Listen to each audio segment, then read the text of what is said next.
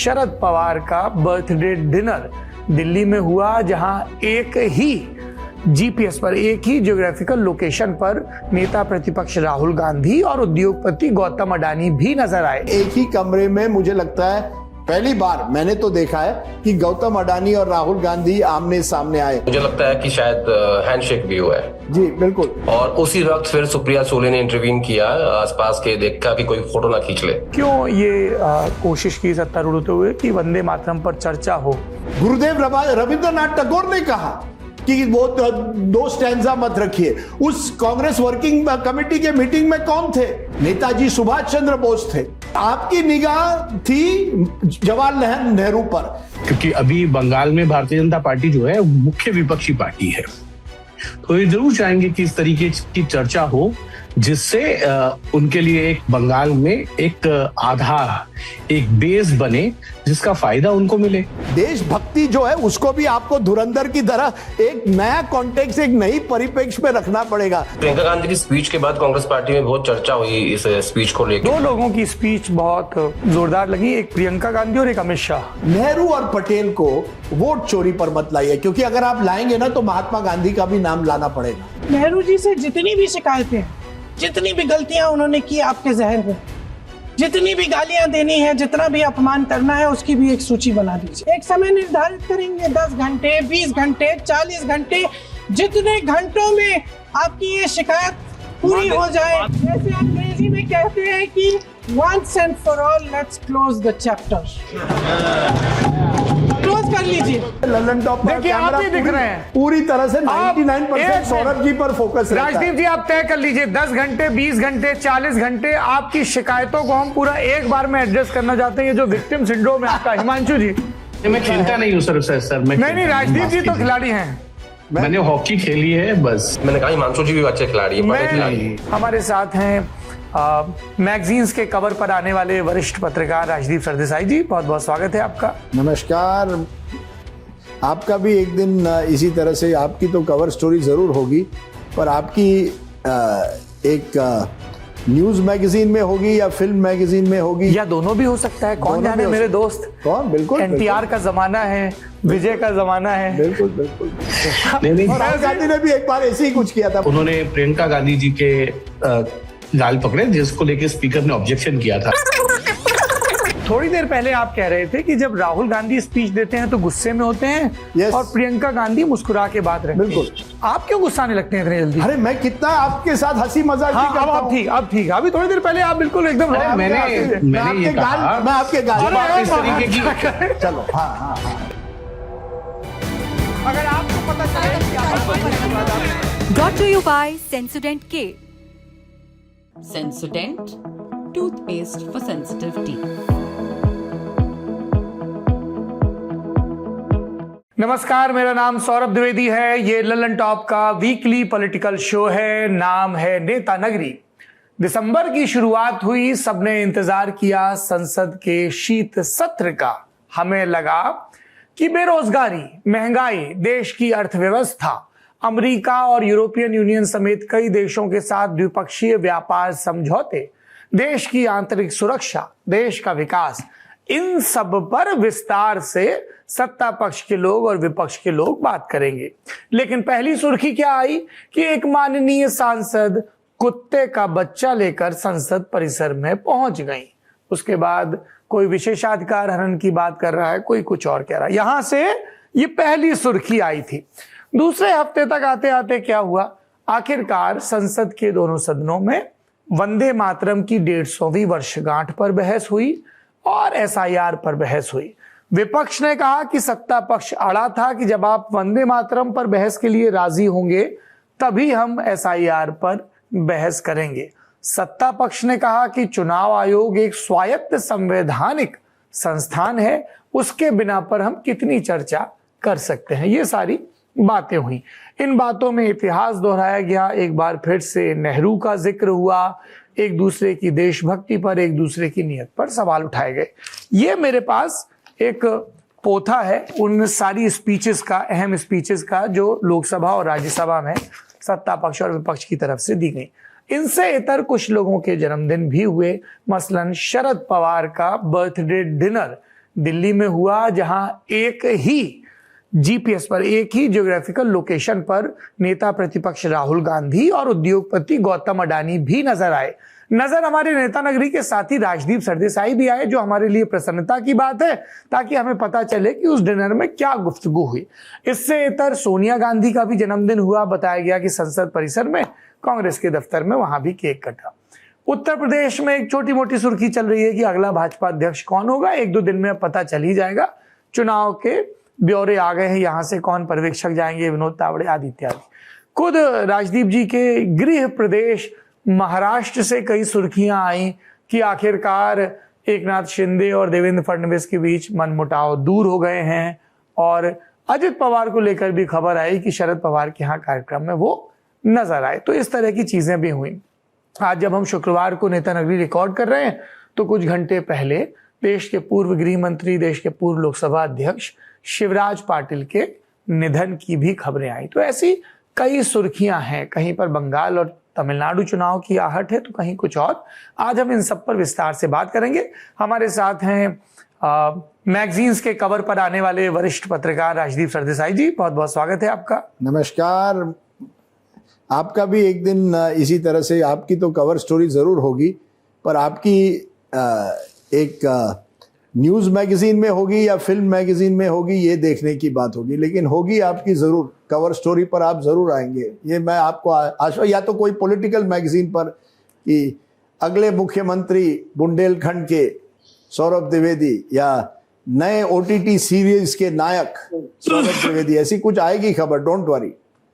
या दोनों भी हो सकता है, कौन जाने मेरे दोस्त। कौन, बिल्कुल एनटीआर का जमाना है, विजय का जमाना है। बिल्कुल बिल्कुल बिल्कुल। आपने कहा कवर स्टोरी, इसलिए मैंने थोड़ा यहाँ कह दिया, कोई हर्ज नहीं। ट्वीट देख रहा था आपका, कुछ तो लोग कहेंगे, लोगों का काम है कहना। कहने दीजिए, 60 साल की उम्र में कोई 52 पन्ने की किसी पर प्रोफाइल करता है, यानी या तो हम अभी भी रेलेवेंट है, अभी भी जिंदा है, या ऐसा लगता है कि कोई आइडिया नया नहीं है मैगजीन को, कि एक पुराने जर्नलिस्ट कहिए, एक पुराने retired journalist, tired but not retired journalist, व्यक्ति रूपेण संस्थिता है, चलता रहता है बॉस, जिंदगी चलती है। मजा तो आता होगा राजदीप जी कवर पे आने में।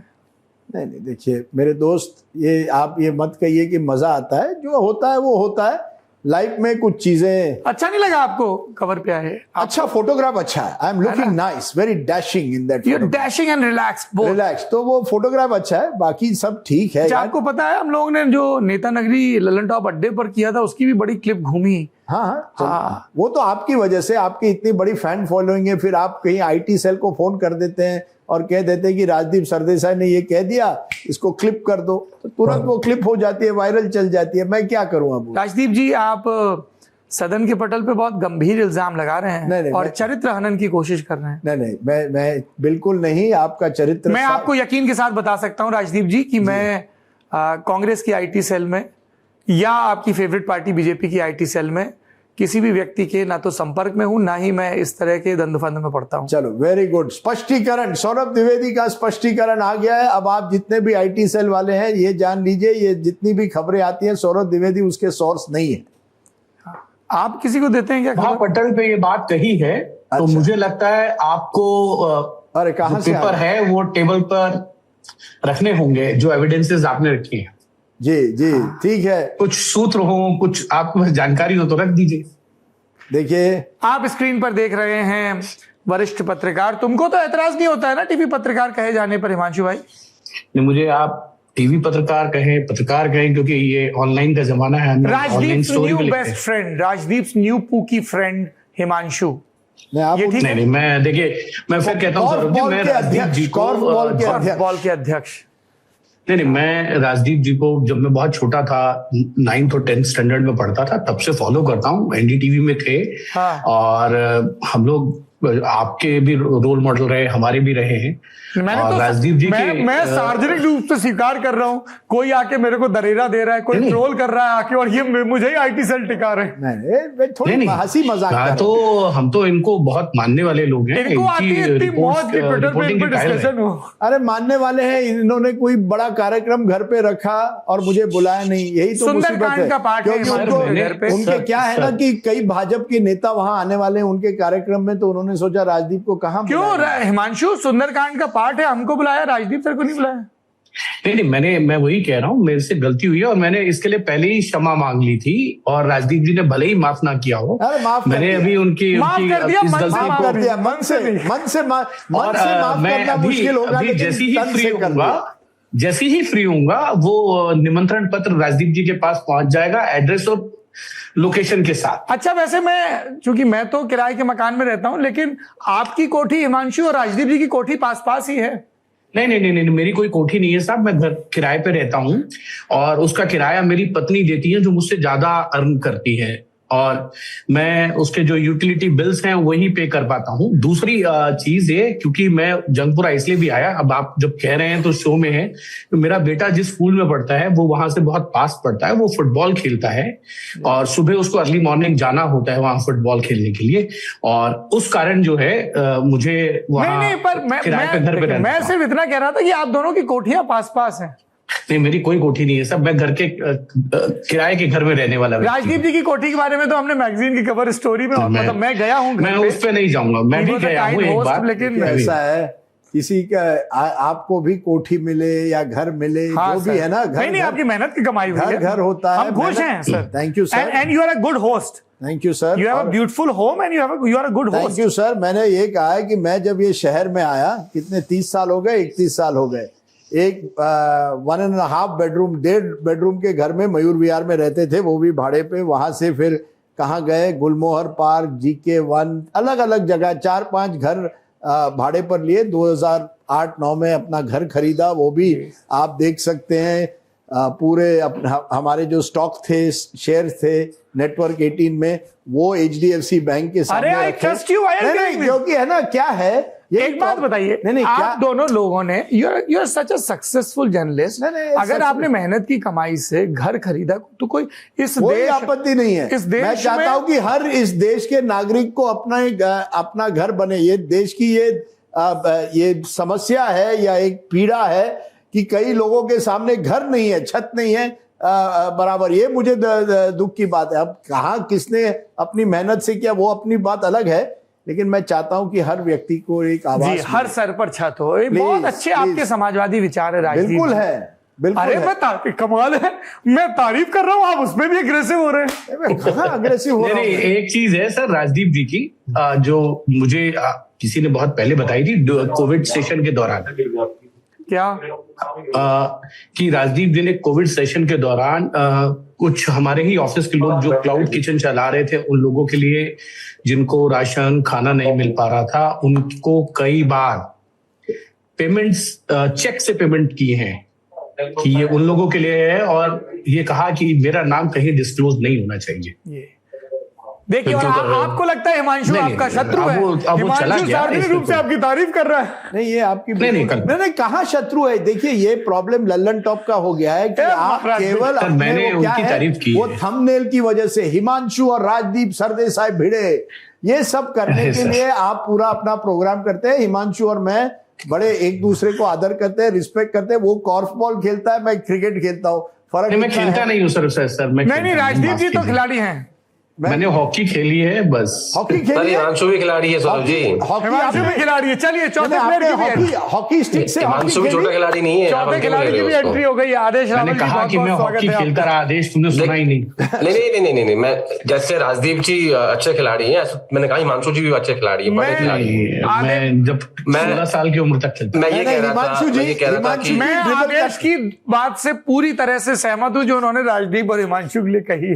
देखिए, मैं स्टेट बैट से क्रिकेट खेलता हूँ, हिमांशु जी हॉकी ड्रिबल करते हैं। जी सर मुझे भी कुछ कहना है। जैसे आप तीनों मेरे लिए आइकन है। मैं तो स्कूल में था जब से आप लोगों को देखता आ रहा हूँ। अरे बाप रे, मर गए। और मैं 2007 में जर्नलिज्म में आया। मैंने 2006 मैं भी उसी साल आया। हम लोग ग्रेजुएट किया। यानी आप लोग मत बोलो यार, हम सब उसी दौर में आए। सुनो तो सही, हिमांशु ये मत कहो कि स्कूल में देखा। और मुझे बड़ा अफसोस हुआ कि मनरेगा पत्रकारों के बीच में हूं मैं, जो किराए पे रह रहे हैं। इसके लिए मुझे मतलब थोड़ी सी तकलीफ हुई। और मैं राजदीप जी की सोच से बहुत प्रभावित हूँ कि हर किसी के सर पे छत होनी चाहिए। और मैं भी ऐसी कामना करता हूँ कि जल्दी ही हिमांशु जी की भी कोठी बने नहीं, मेरा तो भाई साहब एक घर है वो एनसीएलटी में, मैं बहुत पहले ये डिस्क्लोज कर चुका हूँ, अभी भी एनसीएलटी में चल रहा है, ग्रेटर नोएडा में है, आप लोगों अरे जो है प्रोजेक्ट में है, जो है मैं उसकी बात नहीं कर रहा हूँ, मैं और कामना कर रहा हूँ कि आपकी भी जंगपुरा से जोरबाग की तरफ एक कोठी बन जाए। मेरी ऐसी प्रार्थना है भगवान से। हम उस सोच के व्यक्ति नहीं है। चलिए अच्छी बात है। मैं भी अब सोच रहा हूँ कि एक घर पे एक परमानेंट छत बना ही ली जाए, एक जोड़ जाड़ के लोन लेके एक घर खरीद ही लिया जाए। पर आपका फार्म हाउस है चंडीगढ़ में? सर खेत है, खेत। अच्छा, उसको लटिया फार्म हाउस में फर्क क्या जी है? खेत होता है सर जिसमें हम लोग सब्जियां उगाते हैं, एक झोपड़ी रख लेते हैं कि ताकि डलिया हमको टूटा धर लिया। अच्छा। फार्म हाउस होता है जिसमें लटियंस दिल्ली वाले जिसको फार्म हाउस बोलते हैं। अच्छा। उसमें एक कोठी होती है शानदार किस्म की, तमाम किस्म के घोड़े समेत जानवर होते हैं, कई हेल्पर सर्वर होते हैं। खेत है सर हमारे, तो किसान का बेटा हूं सर। तो दुनिया के लिए खेत और किसान के बेटे, लेकिन प्राइवेट लाइफ में फार्म हाउस। सही?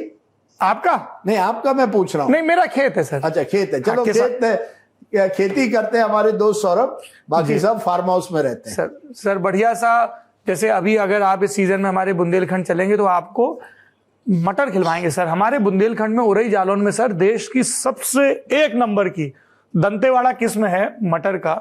ऐसी दूधिया मटर सर आपको लोहे की कढ़ाई पे बघार के खिलवाएंगे, आपकी तबीयत खुश हो जाएगी। इस बार हालांकि चूंकि मानसून का पैटर्न थोड़ा सा हिला रहा, और हमारे यहाँ सर क्या होता है कि खेत में ना पानी रुकता है, मिट्टी जो है वो चिकनी काली मिट्टी होती है, तो पानी निकलता नहीं जल्दी, तो इस चक्कर में इस बार थोड़ी सी खेती हल्की है सर। तो खेती वहां है। फिर चंडीगढ़ में क्या है फार्म हाउस? सर चंडीगढ़ में मेरे अर्जित माता पिता यानी कि मेरे इन-लॉज रहते हैं। इन-लॉज रहते हैं जी सर। ठीक है, okay Saurabh, you have pass the test. Thank you so much. Nothing to hide sir. Nothing. अरे वेरी गुड, वेरी गुड। आज फॉर्म में है सौरभ। चलो गुड। सर चलिए, ये तो आपसी चर्चा हो गई ताकि उन लोगों को रोजगार मिले जो कमेंट बॉक्स में आके लिखते हैं कि गाइस इनका इतने मिनट तक चला, असली डिस्कशन उसके बाद शुरू हुआ है। तो अब मुद्दे पर आते हैं।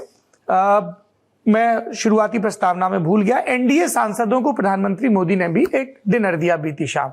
तो पहले डिनर पे बात कर लेते हैं, फिर संसद का रुख करेंगे। अब हमारे बुंदेलखंड की मटर चढ़ी गई जब कढ़ाई पे। राजदीप जी, आप शरद पवार जी के जन्मदिन के डिनर में गए, कौन कौन आया था वहां, कुछ चर्चाएं हुई, जरा बताइए हम लोग। देखिए, बहुत ही इंटरेस्टिंग है। शरद पवार 85 साल के हो गए आज। वैसे फ्राइडे हम जब रिकॉर्ड कर 12 दिसंबर 12 दिसंबर को उनका बर्थडे है। आज 85 साल के हो गए हैं, लेकिन उनकी बेटी सुप्रिया सुळे जो सांसद है बारामती से, वो हर साल एक बर्थडे पार्टी रखती है उनके पिताजी के लिए जब सांसद का सेशन होता है। और एक खासियत है कि हर पार्टी के लोग आते हैं। इनफैक्ट ये कहा जाता है कि पवार फैमिली के दोस्त भाजपा में उतने ही है, शायद ज्यादा है बतौर कांग्रेस के। तो कई ऐसे व्यक्ति जो हर पार्टी के व्यक्ति आपको वहां मिलते हैं। इस बार खासियत ये थी कि ना केवल पॉलिटिशियन थे, लेकिन इंडस्ट्रियलिस्ट गौतम अडानी जी भी थे, और वो शरद पवार के बगल में बैठे हुए थे। और इस वजह से जब राहुल गांधी वहां पहुंचे, राहुल और प्रियंका गांधी वाड्रा वहां पहुंचे, तो एक तरह से आप फोटो आप कहिए, हालांकि मुझे लगता है किसी ने फोटो खींचा नहीं होगा, लेकिन फोटो आप अगर हो कि राहुल गांधी और गौतम अडानी आमने सामने रहे। उन्होंने शेक हैंड्स किया, नमस्ते किया, ये मैं नहीं जानता, लेकिन एक ही कमरे में मुझे लगता है पहली बार मैंने तो देखा है कि गौतम अडानी और राहुल गांधी आमने सामने आए। उसी तरह से निशिकांत दुबे, जो हमेशा राहुल गांधी को पार्लियामेंट में घेरने की कोशिश करते हैं, वो भी वहां राहुल गांधी से मिलते हैं। अजीत पवार, जो जिन्होंने एनसीपी तोड़ी और कहते हैं कि हम असली एनसीपी हैं, सरकार में महाराष्ट्र में, वो वहां थे। पार्थ पवार, जिन पर सवाल उठे एक लैंड डील में पुणे में, वो भी थे। प्रफुल्ल पटेल, जो एक समय शरद पवार के खास माने जाते थे, वो भी वहां थे। वो पार्टी छोड़ गए लेकिन डिनर में थे। तो एक खासियत है, मैंने देखा है ये। शरद पवार के बारे में भी महाराष्ट्र में कहा जाता था कि उनके दोस्त हर पार्टी में है, और सुप्रिया सुळे ने भी इसी तरह से, सांसद वो एनसीपी की है, लेकिन उनके दोस्त या उनके जो एक्वेंटेंस है हर पार्टी के होते हैं। तो एक तरह से ये बीजेपी के कौन बड़े नेता थे? बीजेपी के बड़े नेताओं में, अब मंत्रियों में किरण रिजिजू मुझे वहां दिखे। अनुराग ठाकुर तो अब मंत्री तो नहीं है, रवनीत बिट्टू भी गए थे। पंजाब के? मैंने नहीं देखा उस समय, नहीं, मेरी लेकिन टीम ने जो नोट्स दिए उसमें निशिकांत दुबे वहां थे, जय पांडा वहां थे, सौगत रॉय भी थे टीएमसी वाले। जयंत चौधरी, जो यंगर लॉट है, यंगर लॉट जो एमपी है, जो युवा एमपी है, वो हर पार्टी के थे। खासतौर पे सुप्रिया ताई के जो दोस्त हैं, वो जो सुप्रिया ताई के जो दोस्त कई ये जो नीरज शेखर, जो चंद्रशेखर जी के सुपुत्र है, वो वहां के तो बड़े पुराने ताल्लुक हैं चंद्रशेखर जी और शरद पवार जी। मैं एक खास इसकी मैं एक परिप्रेक्ष्य दिखा। एक जमाने में सौरभ, मैं एक जमाना कहता हूं, जैसे 80 और 90 के दशक में, खास करके 90 के दशक में मैं जब दिल्ली आया, मैंने कई ऐसी कहानियां सुनी कि अटल बिहारी वाजपेयी और हिरेन मुखर्जी लेफ्ट के बड़े नेता हुआ करते थे 50 और 60 के दशक में। उनके बीच में अक्सर वो एक दूसरे को मिलते थे पार्लियामेंट के बाहर। ये एक परंपरा थी कि अगर आप भले ही पार्लियामेंट में प्रतिद्वंदी हो, बाहर आप एक दूसरे को मिलते थे। अब क्या हुआ है, वो होता नहीं है। शरद पवार उसी एक तरह से पीढ़ी से आते हैं जहां ये हुआ करता था कि you are never enemy. Sharad Pawar हमें बता रहे थे उस दिन कि मैं पहली बार महाराष्ट्र लेजिस्लेटिव असेंबली में 1967 में आया।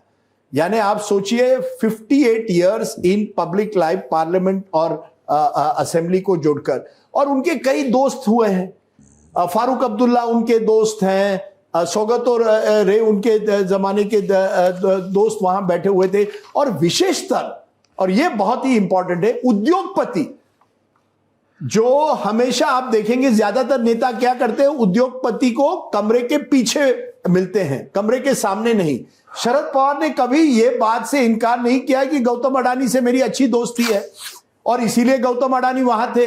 मैंने अपने एक किताब में भी लिखा है कि गौतम अडानी का नाम हमेशा नरेंद्र मोदी जी के साथ जोड़ा जाता है, लेकिन असलियत में आज आपको बताऊं यह है कि अडानी को इतने बड़ा उद्योगपति बनाने में 2-3 लोगों का और भी हाथ है। उसमें चिमन भाई पटेल, गुजरात के पूर्व मुख्यमंत्री, जिन्होंने उनको एक तरह से दिशा दी कि मुंद्रा में जाइए, वहां इन्वेस्ट करिए। ये 90 के दशक में हुआ। उसके बाद केशुभाई पटेल ने भी उनको हेल्प किया, बीजेपी के जो मुख्यमंत्री वहां थे, और शरद पवार ने। और एक बार मैंने अडानी जी से पूछा था कि कौन आपके दोस्त हैं पॉलिटिक्स में, उन्होंने तुरंत शरद पवार का नाम लिया।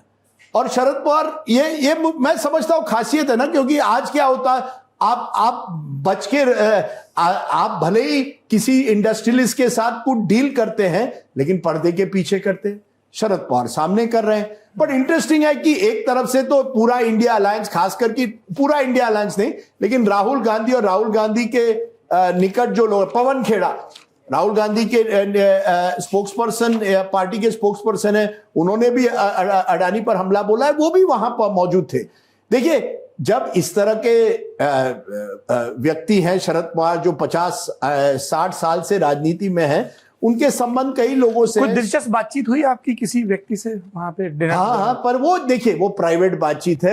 इन केस उसमें कुछ आप जिक्र कर सकते हो? देखिए, मैं इतना ही कहूंगा कि मुझे लगा उस एक तरह से उस पूरे लोगों से मिलते हुए कि बिहार की जीत के बाद BJP is on top. BJP को लगता है अब हमें कोई टच नहीं कर सकता। 2024 में बीजेपी को थोड़ा डगमाए, एक तरह से बीजेपी को लगा क्या सत्ता हमारी अब खतरे में है। कुछ लोग अनुमान कर रहे थे कि क्या ये सरकार रहेगी। अब मुझे लगता है बिल्कुल they are very confident. Kiran Rijiju के जो अंदाज थे, it was as if we are winning all the battles. Election battle में कोई हमको टच नहीं कर सकता है। वहीं विपक्ष में हताशा में नहीं कहूंगा, लेकिन निराशा तो है। अच्छा, तो ये मैं कह सकता हूं, दिग्विजय सिंह थे, सचिन पायलट थे, across generations. But of course the most significant moment was when Gautam Adani was there and Rahul Gandhi also came at the same time. वाह।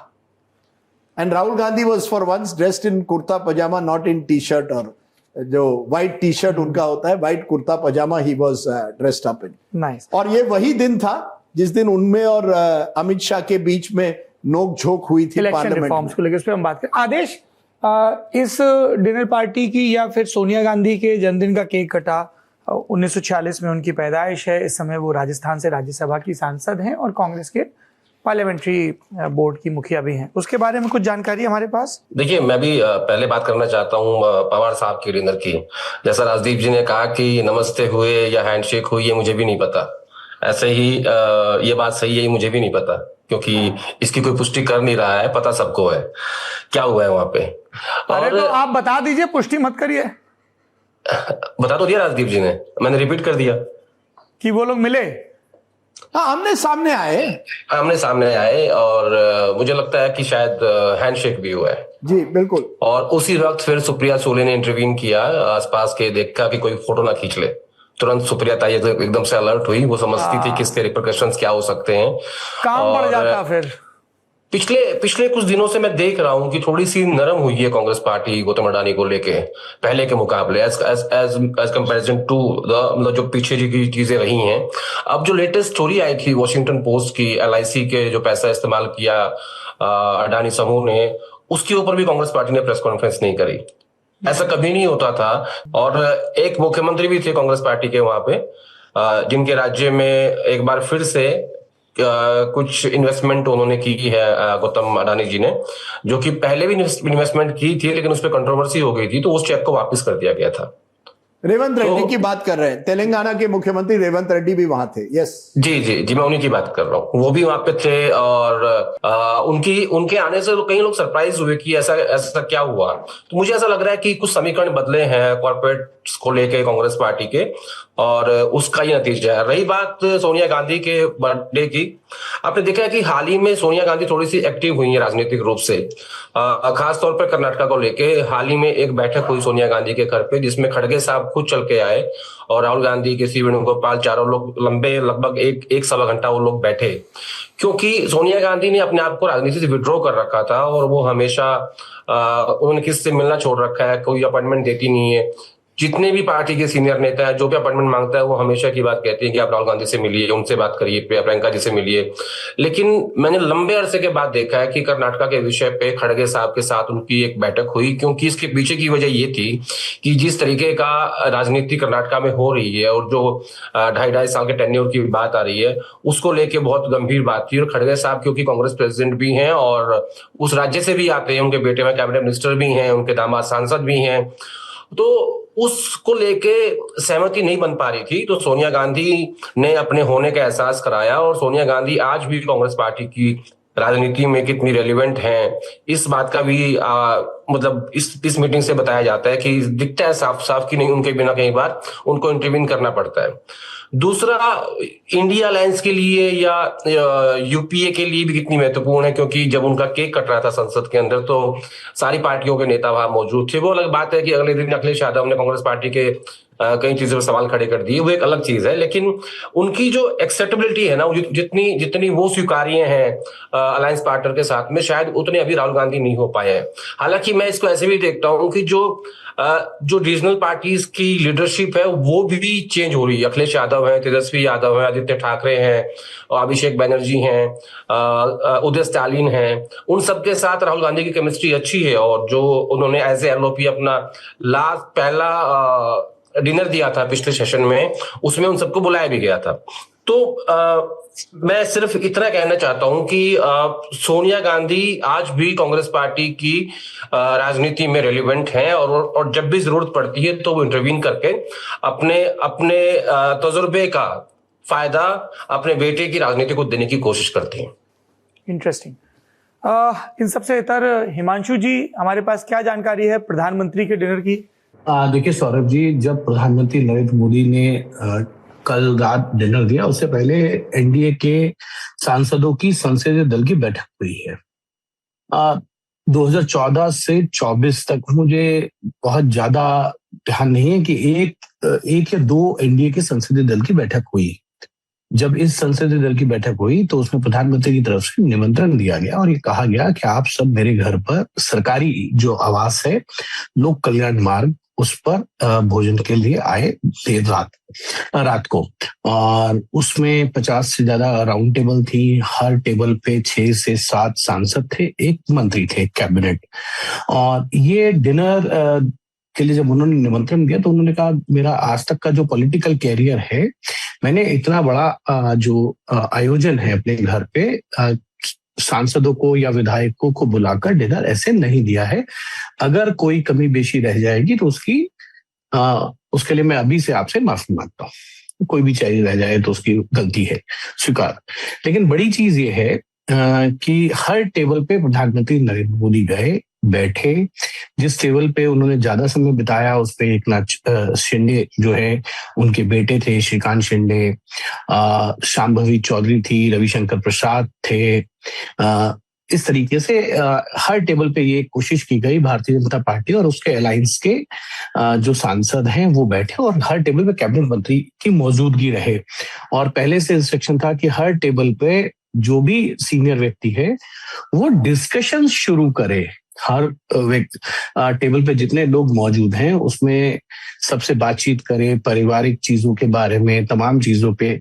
एक टेबल पर जो है मंत्री जो है उन्होंने पूछा एक सांसद से कि भाई आपके परिवार में आपके जो बीवी बच्चे हैं वो कैसे हैं? तो उन्होंने कहा मेरी शादी नहीं हुई।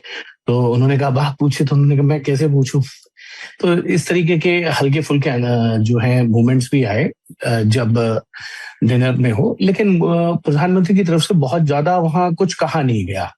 और डिनर जो है 9 बजे खत्म हो गया था। उससे पहले इस चीज की कोशिश की गई थी कि जैसे बिहार के जो सांसद हैं और नित्यानंद राय और के लीडरशिप में जाएंगे बस में, जो उड़ीसा और बंगाल के सांसद हैं वो धर्मेंद्र प्रधान जो है उनके नेतृत्व में जाएंगे। एनेक्सी से वो बस लगी पार्लियामेंट में समन्वय रूम में पहले इकट्ठे होंगे, उसके बाद पार्लियामेंट हाउस के बाहर बस में बैठ के सब जाएंगे। ये इसलिए किया गया कि किसी भी तरीके का कोई क्याओस ना हो, ट्रैफिक जाम ना हो, क्योंकि इतने सांसद जो हैं वो 500 के करीब सांसद जो हैं वो अगर पहुंचते हैं तो पूरा ट्रैफिक जाम ना हो, मंत्री होंगे तमाम, इसकी कोशिश की गई थी। ये डिनर इसलिए भी दिया गया कि बिहार की जीत है और एक मैसेज देने के लिए कि एनडीए जो है वो एकजुट है। अगर आप देखें, जिसका जिक्र अभी आपने कुछ देर पहले किया था कि महाराष्ट्र में जो है देवेंद्र फडणवीस और एकनाथ शिंदे के बीच में जो रिफ्ट थे वो लगभग खत्म करने की कोशिश जो है वो भारतीय जनता पार्टी आलाकमान की तरफ से हुई। जब एकनाथ शिंदे जो है नीतीश कुमार की ओथ सोरेन से पहले गृह मंत्री अमित शाह से मुलाकात करते हैं और उसके बाद भारतीय जनता पार्टी इस चीज का संज्ञान भी लेती है और उस बैठक में जेपी नड्डा और बीएल संतोष भी थे जो संगठन मंत्री है। तो कहीं ना कहीं भारतीय जनता पार्टी ये संदेश देना चाहती है कि इंडिया ब्लॉक या विपक्षी पार्टियां जो हैं वो एकजुट नहीं है कई इश्यूज पे, लेकिन एनडीए एकजुट है, एक साथ है और ये एक तरीके से अपनी ताकत का प्रदर्शन किया।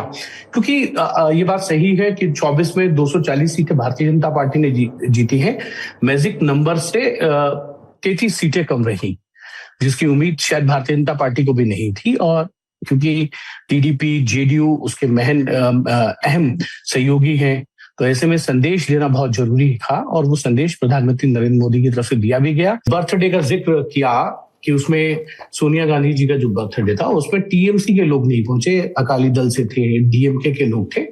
तो वो कहीं ना कहीं एक पोस्टिंग की कोशिश होती है कि हम एक साथ हैं, दिखाव जो है वो अपोजिशन पार्टीज में है। ठीक है, अब हम संसद की चर्चाओं पर आते हैं। राष्ट्रीय गीत वंदे मातरम के 150 वर्ष पूरे होने पर चर्चा। इसमें अध्यक्ष लोकसभा के ओम बिरला, उन्होंने सबसे पहले प्रधानमंत्री को आवाज दी। एक क्विक रिकैप करा देता हूं अपने दर्शकों को। प्रधानमंत्री ने कहा कि हमने संविधान के 75 वर्ष गौरवपूर्वक मनाए। आज देश सरदार वल्लभ भाई पटेल और भगवान बिरसा मुंडा की भी 150वीं जयंती मना रहा है और गुरु तेग बहादुर का 350वां बलिदान दिवस भी मनाया। इसके बाद उन्होंने याद दिलाया कि जब 50 वर्ष हुए वंदे मातरम को तब देश गुलामी में था और जब 100 हुए तब आपातकाल की जंजीर में था। फिर उन्होंने कहा कि भारत के लोगों को अंग्रेज गॉड सेव द क्वीन के लिए मजबूर कर रहे थे और उसके खिलाफ ये बंकिम दा का प्रतिरोध था। जब उन्होंने बंकिम दा आगे भी कहा तो टीएमसी के स्वागत राय ने टोका भी और कहा कि बंकिम बाबू कहिए। फिर उन्होंने एक वैदिक ऋचा का जिक्र किया, माता भूमि पुत्रो अहम पृथिव्या, अर्थात ये भूमि मेरी माता है और मैं पृथ्वी का पुत्र हूं। जननी जन्मभूमि स्वर्गादपि गरीयसी का भी जिक्र किया।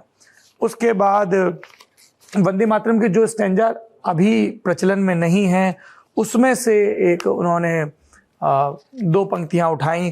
त्वम ही दुर्गा दश प्रहर धारणी, कमला कमल दल विहारिणी, वाणी विद्यादायिनी, नमामि त्वम नमामि कमलाम अमलाम अतुलाम सुजलाम सुफलाम मातरम वंदे मातरम।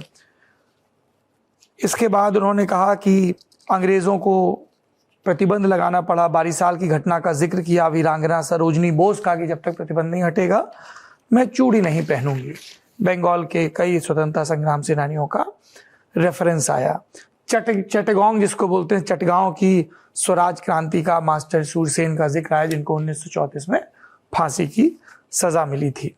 इसके बाद गुरुदेव रविन्द्रनाथ टैगोर ने जब बंग भंग के विरोध में एक वंदे मातरम के कुछ पद लिखे थे, एक नई कविता थी जिसमें वंदे मातरम का जिक्र था, तो उसका भी उन्होंने जिक्र किया। मैडम बीकाजी कौमा का जिक्र किया। चिदम्बरम पिल्लई साहब का जिक्र किया जिन्होंने स्वदेशी कंपनी का जहाज बनवाया 1907 में, तो उस पर भी वंदे मातरम लिखा। सुब्रमण्यम भारती राष्ट्र कवि हैं, तमिल भाषा के कवि, उनका जिक्र किया। महात्मा गांधी ने इंडियन ओपिनियन में जो लिखा था बंकिम चंद्र और वंदे मातरम के बारे में, उसका जिक्र किया। और फिर वो आए अपने पॉलिटिकल असाल्ट पे। उन्होंने कहा कि 15 अक्टूबर 1937 को जो एक जिन्ना और नेहरू के बीच एक डिबेट होती, क्योंकि नेहरू उस समय कांग्रेस के अध्यक्ष थे और जिन्ना मुस्लिम लीग के कर्ता धर्ता थे। तो प्रधानमंत्री ने कहा कि जिन्ना ने चिट्ठी लिखी, नेहरू को सिंहासन डोलता दिखा। मुस्लिम लीग के आधारहीन बयानों को तगड़ा जवाब देने के बजाय उन्होंने वंदे मातरम की पड़ताल शुरू कर दी। नेताजी सुभाष बाबू को चिट्ठी लिखी, जिन्ना की भावना से सहमति जताते हुए कहा कि वंदे मातरम की आनंद मठ वाली पृष्ठभूमि मुसलमानों को इरिटेट कर सकती है। मैंने वंदे मातरम का बैकग्राउंड पढ़ा। नेहरू जी फिर लिखते हैं, जो बैकग्राउंड इससे मुस्लिम भड़केंगे। इसके बाद 26 अक्टूबर से कांग्रेस कार्य समिति की बैठक कोलकाता में हुई, जिसमें वंदे मातरम के उपयोग की समीक्षा की जाएगी, इसके बारे में उन्होंने कहा। और फिर इल्जाम लगाया तुष्टीकरण का। हालांकि प्रियंका गांधी ने अपनी स्पीच में फिर इस फैक्ट का काउंटर करते हुए कहा कि ये जो कोलकाता वाला अधिवेशन था, इसकी अध्यक्षता, क्योंकि टर्म पूरा हो गया था, नेताजी सुभाष चंद्र बोस ने की। और जिस कार्य समिति ने वंदे मातरम के 2 स्टैंजा स्वीकार किए गुरुदेव की सलाह पर, उसमें नेताजी सुभाष चंद्र बोस, अबुल कलाम आजाद, महात्मा गांधी, सरदार वल्लभ भाई पटेल, ये सारे, आचार्य नरेंद्र, ये सारे स्वतंत्रता संग्राम सेनानी वहां पर मौजूद थे। इसके बाद प्रधानमंत्री ने अपने उस इल्जाम को दोहराया कि आईएनसी अब एमएमसी हो गया है।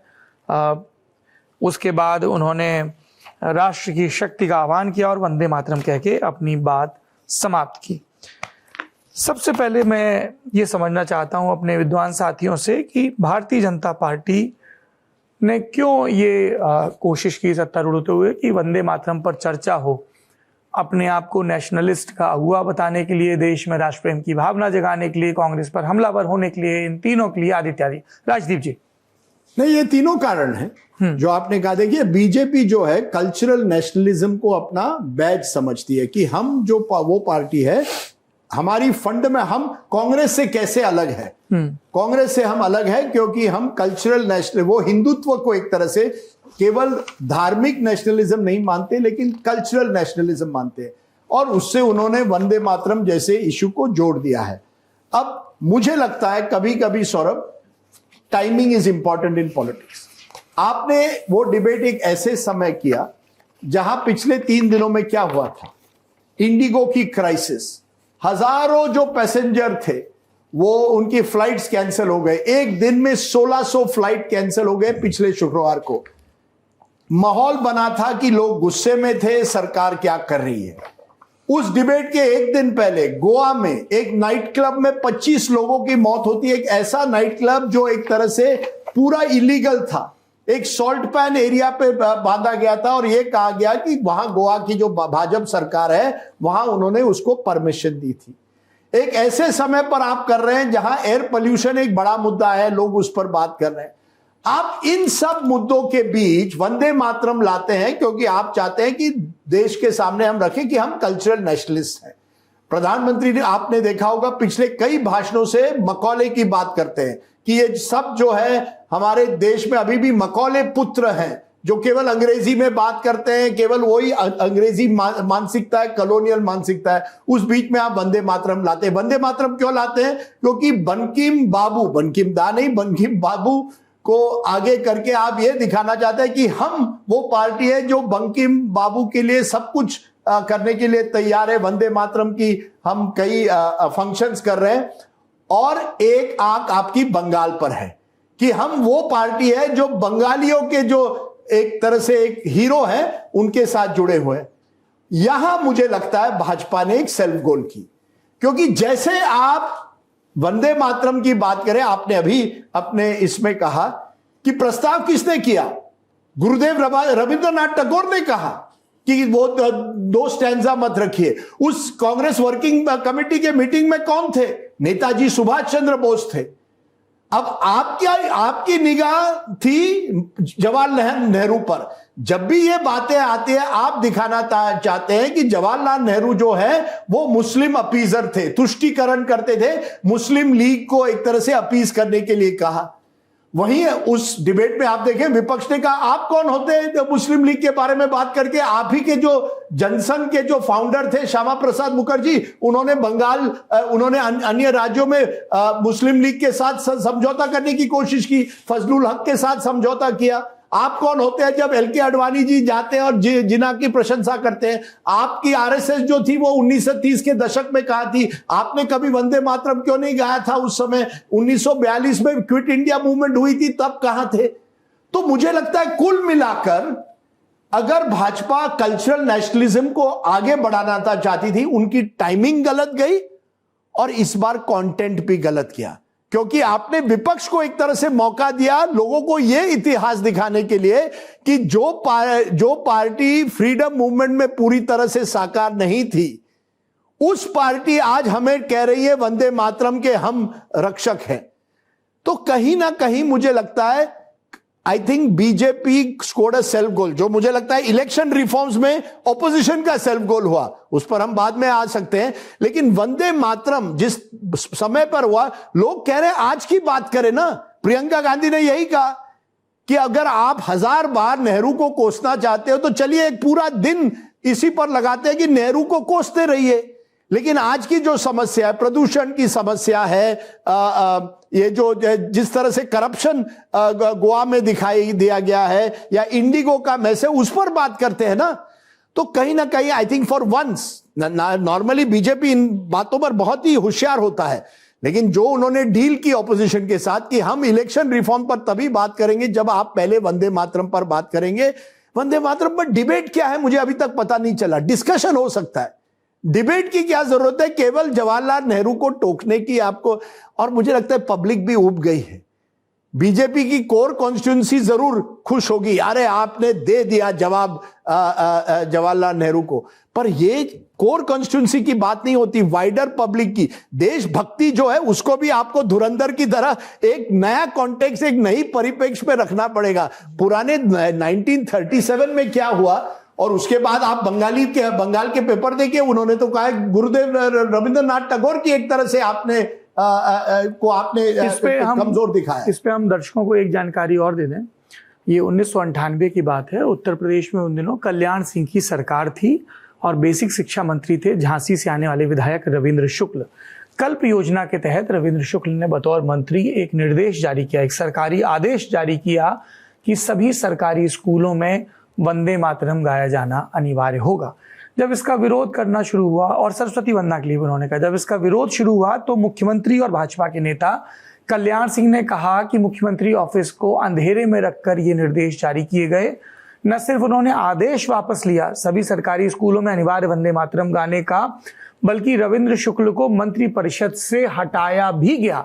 उसके बाद रविंद्र शुक्ल अपनी शिकायत लेकर उस समय के आरएसएस के मुखिया राजेंद्र सिंह उर्फ रज्जू भैया के पास भी पहुंचे, प्रधानमंत्री अटल बिहारी वाजपेयी और गृह मंत्री लालकृष्ण आडवाणी के पास भी पहुंचे। तो जब वंदे मातरम पर बहस हो तब इस एक प्रसंग को भी ध्यान में रखा जाना चाहिए। बहुत इंटरेस्टिंग है, आप ये कह रहे हैं कई इतने सालों से जब प्रोग्राम इस पर हुए हैं, कुछ भाजपा के विधायक वगैरह आए हैं टीवी शो पर और एंकर ने अच्छा सवाल उनको पूछा है कि आप पूरा वंदे मातरम गाकर दिखाइए। कई ऐसे विधायक हैं जो पूरा वंदे मातरम के सभी स्टैंजास गा ही नहीं पाते हैं। तो ये जो डिबेट है कि सभी तो छोड़िए, पहले 2 स्टैंजा, एक हम लोग का भी लोकसभा चुनाव का वीडियो बहुत वायरल है जिसमें एक कार्यकर्ता मुरादाबाद में ये शिकायत कर रहे थे कि यहाँ के जो सांसद हैं संभल के, वो वंदे मातरम का विरोध करते हैं। वंदे मातरम सुनाइए। वंदे मातरम का विरोध करना उनका, वंदे मातरम सुनाइए। वंदे मातरम अभी मुझे फिलहाल सुजलाम सुफलाम मलय शीतलाम शस्य श्यामलाम मातरम वंदे मातरम, ये आपको नहीं याद है? किस किताब में है ये? बंकिम चटर्जी ने इसकी रचयिता। आपको सुनाना है जनगणमन? जनगणमन तो आता होगा पूरा? आता है लेकिन अभी मैं नहीं सुनाना चाहता। आता है लेकिन अभी नहीं सुनाना चाहते। तो मैंने ऐसे ही उनसे पूछा कि आप गाइए वंदे मातरम, आपको आता है? तो वो दाएं बाएं करने लगे, उनको राष्ट्रगान भी नहीं आता। जबकि ये इतना सुंदर गीत है, जो इसके जो पहले 2 स्टैंजा है, पूरे सारे स्टैंजा मुझे भी कंठस्थ नहीं है। पहले 2 चूंकि हम लोग के विद्यालयों में गाए जाते थे, शुभ्र ज्योत्स्नाम पुलकित यामिनीम फुल्ल कुसुमित द्रुमदल शोभनीम सुहासनीम। ये इतना सुंदर शब्द है कि मैंने अपने दोस्त की बिटिया का नाम सुहासनी रखा। सुंदर हंसी वाली लड़की सुहासनी, सुमधुर भाषणी। ये अपनी माँ का, भारत माँ का गुणगान हो रहा है। और मैं अपने दर्शकों को एक गुजारिश करूंगा, 155 पन्ने का उपन्यास है आनंद मठ, खोज कर पढ़िए। राष्ट्रवाद की भावना से ओतप्रोत है। उसमें हिंदू धार्मिक प्रतीकों का भी भरपूर इस्तेमाल है। और चूंकि मीर जाफर के आतताई शासन का वर्णन है, इसलिए कुछ एक जगहों पर बंकिम चंद्र चटर्जी जी के ने जो लिखा है, उसको आलोचकों ने कहा है कि वो बहुत ही हिंदू राष्ट्रवाद है। इसलिए मीर जाफर के शासन का विरोध करते हुए कई जगह मुस्लिमों के लिए जेनेरिक बातें भी उसमें लिखी गई हैं, जो मुस्लिम समुदाय के लोगों को प्रॉब्लमेटिक लग सकती हैं। यही बात सुभाष बाबू और नेहरू जी के बीच संवाद में भी आई थी मुस्लिम लीग के कंटेक्स्ट में, कि आनंद मठ की ये पृष्ठभूमि, जो पहले 2 स्टैंजा लिखे गए थे वो पहले भी आए थे। बहरहाल अब मैं, और इस पर किताबें भी लिखी गई है। एक सब्यसाची भट्टाचार्य ने बहुत अच्छी किताब लिखी है वंदे मातरम पे, और रुद्रांशु मुखर्जी की बहुत अच्छी किताब है जनगणमन। खोज के पढ़नी चाहिए। बिल्कुल, दोनों बहुत अच्छी है जी। अब मैं इसी विषय पे प्रियंका गांधी ने भी एक स्पीच दी, उसके भी आपको अहम बिंदु बताता हूं, फिर उस पर भी फिर हिमांशु और आदेश का भी रुख करेंगे। प्रियंका गांधी वाड्रा, वायनाड से सांसद, उन्होंने कहा 75 साल से देश आजाद है, आज बहस की जरूरत क्या है? आप इलेक्टोरल रिफॉर्म्स पर बहस की मांग नहीं मान रहे थे कि जब तक हम इस पर बहस नहीं करेंगे तब तक उस पर नहीं, इसकी वजह क्या है? 2 वजह उन्होंने गिनाई कि बंगाल का चुनाव आ रहा है, पीएम भूमिका चाहते हैं, और दूसरा, जिन्होंने देश के लिए कुर्बानियां दी, सरकार उन पर नए आरोप लादकर मुद्दों से भटकाना चाहती है। उसके बाद उन्होंने कहा कि सत्ता पक्ष के लोग भी दबी जुबान में कह रहे हैं कि सारी सत्ता को केंद्रित करने से देश का नुकसान हो रहा है। फिर तारीफ भी की कि प्रधानमंत्री इस बात में कोई झिझक नहीं कि भाषण अच्छा देते हैं, थोड़ा लंबा देते हैं पर अच्छा देते हैं। तो उसके बाद उन्होंने पूछा कि जब ये कहा जा रहा है कि बंकिम चंद्र चटर्जी ने वंदे मातरम गाया, तो प्रधानमंत्री ने क्यों नहीं बताया कि कहां गाया? क्या ये हिंदू महासभा का अधिवेशन था, आरएसएस का अधिवेशन था, या कांग्रेस का अधिवेशन था जिसका वो जिक्र नहीं कर रहे थे? फिर उन्होंने 1937 के कोलकाता अधिवेशन का जिक्र किया, जो नेताजी सुभाष चंद्र बोस आयोजित कर रहे थे, और कहा कि मोदी जी ने 20 अक्टूबर का जो पत्र पढ़कर सुनाया कि जवाहरलाल ने नेताजी को चिट्ठी लिखी, लेकिन उससे पहले नेताजी ने जवाहरलाल जी को एक चिट्ठी लिखी थी, उसका जिक्र नहीं किया। इसमें सुभाष बाबू क्या कहते हैं? My dear Jawahar, reference Vande Mataram, we shall have a talk in Calcutta and also discuss the question in the working committee if you bring it up there. I have written to Dr. Tagore to discuss this matter with you when you visit Shanti Niketan. Please do not forget to have a talk with him when you visit Shanti Niketan. और इस पर जवाहरलाल की क्या reply है? There is no doubt that the present outcry against Vande Mataram is to a large extent a manufactured one by the communalist. यानी जो सांप्रदायिकवादी लोग हैं वो ही इसके खिलाफ, वंदे मातरम के खिलाफ ये हाय तौबा मचा रहे हैं। उसके बाद प्रियंका गांधी कहती हैं 2 अंतरे हमेशा से गाए जाते थे, उनका महत्व गहरा था, और ये गुरुदेव के हवाले से वो ये बात कह रही हैं। फिर सीडब्ल्यूसी में जो मेंबर थे उनका जिक्र जो मैंने आपको बताया भी, और ये भी याद दिलाया कि राष्ट्रगान भी एक लंबी कविता का अंश है जो इस्तेमाल किया जा रहा है। तो ये जो कहा जा रहा है कि इन्होंने राष्ट्रगीत के टुकड़े टुकड़े कर दिए, ऐसा नहीं है। राष्ट्रगीत और राष्ट्रगान दोनों के कुछ चंद इस्तेमाल हुए। उसके बाद उन्होंने याद दिलाया कि डीआरडीओ बना तो तेजस बना, इसरो बना तो मंगलयान बना, आदि इत्यादि। और फिर उन्होंने कहा कि ये काम करिए, बैठ के ये तय कर लिया जाए कि नेहरू की कितनी गलतियां हैं। 10 घंटे चर्चा हुई, हम 40 घंटे, जितने घंटे में शिकायत हो जाए, एक बार में बैठ के नेहरू की गलतियों पर चर्चा कर लीजिए, और उसके बाद बेरोजगारी, महंगाई और गांव की समस्याओं पर चर्चा करिए। इस दौरान उनके और जो पीठासीन हैं अध्यक्ष ओम बिरला, उनके बीच तकरार भी होती रही कि आप विषय पर बोलिए, आदि इत्यादि। फिर प्रियंका ने कहा कि कांग्रेस के हर अधिवेशन में 1905 से लेकर आज तक सामूहिक तौर पर वंदे मातरम गाया जाता है, क्या आपके अधिवेशनों में गाया जाता है कि नहीं, ये बताइए। ये प्रियंका गांधी की स्पीच कांग्रेस की तरफ से प्रधानमंत्री नरेंद्र मोदी को रिटॉर्ट।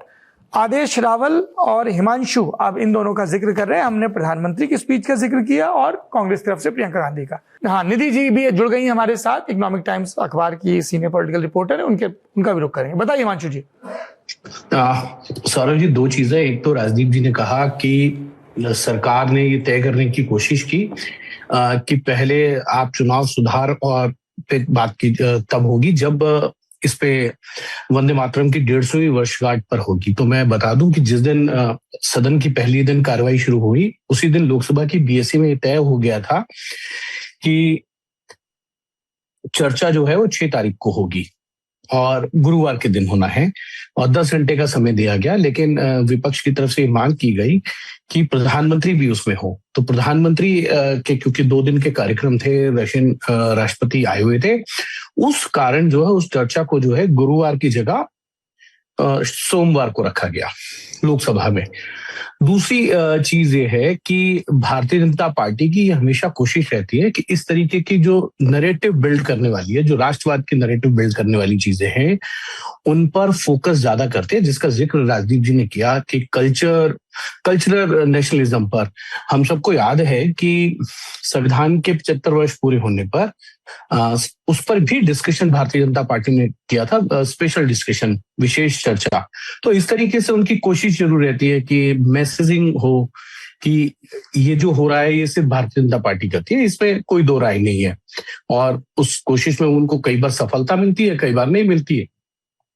लेकिन एक चीज जरूर है कि इस डिस्कशन में प्रधानमंत्री नरेंद्र मोदी ने भी तथ्यों को रखा, दूसरी तरफ अपोजिशन की तरफ से भी रखा गया। तो एक अच्छी चर्चा देखने को मिली, जिसका जिक्र राजदीप कर रहे थे कि उसका आउटकम क्या निकला। तो दोनों ही पार्टियों ने अपने अपने जो कोर वोटर हैं उनको ये कहें कि मैसेज दिया या उनको बताया कि वंदे मातरम के पीछे जो जिस तरीके की ये चर्चा की जा रही है उसका कारण क्या। हाँ, बंगाल चुनाव है, 150 वर्ष पूरे हो रहे, तो भारतीय जनता पार्टी को लगेगा स्वाभाविक तौर पर, क्योंकि अभी बंगाल में भारतीय जनता पार्टी जो है मुख्य विपक्षी पार्टी है। तो ये जरूर चाहेंगे कि इस तरीके की चर्चा हो जिससे उनके लिए एक बंगाल में एक आधार, एक बेस बने जिसका फायदा उनको मिले। बंगाल को लेकर कुछ और भी अपॉइंटमेंट तैयारी भी हुई है क्या बीजेपी की तरफ से, अपार्ट फ्रॉम स्पीचेस?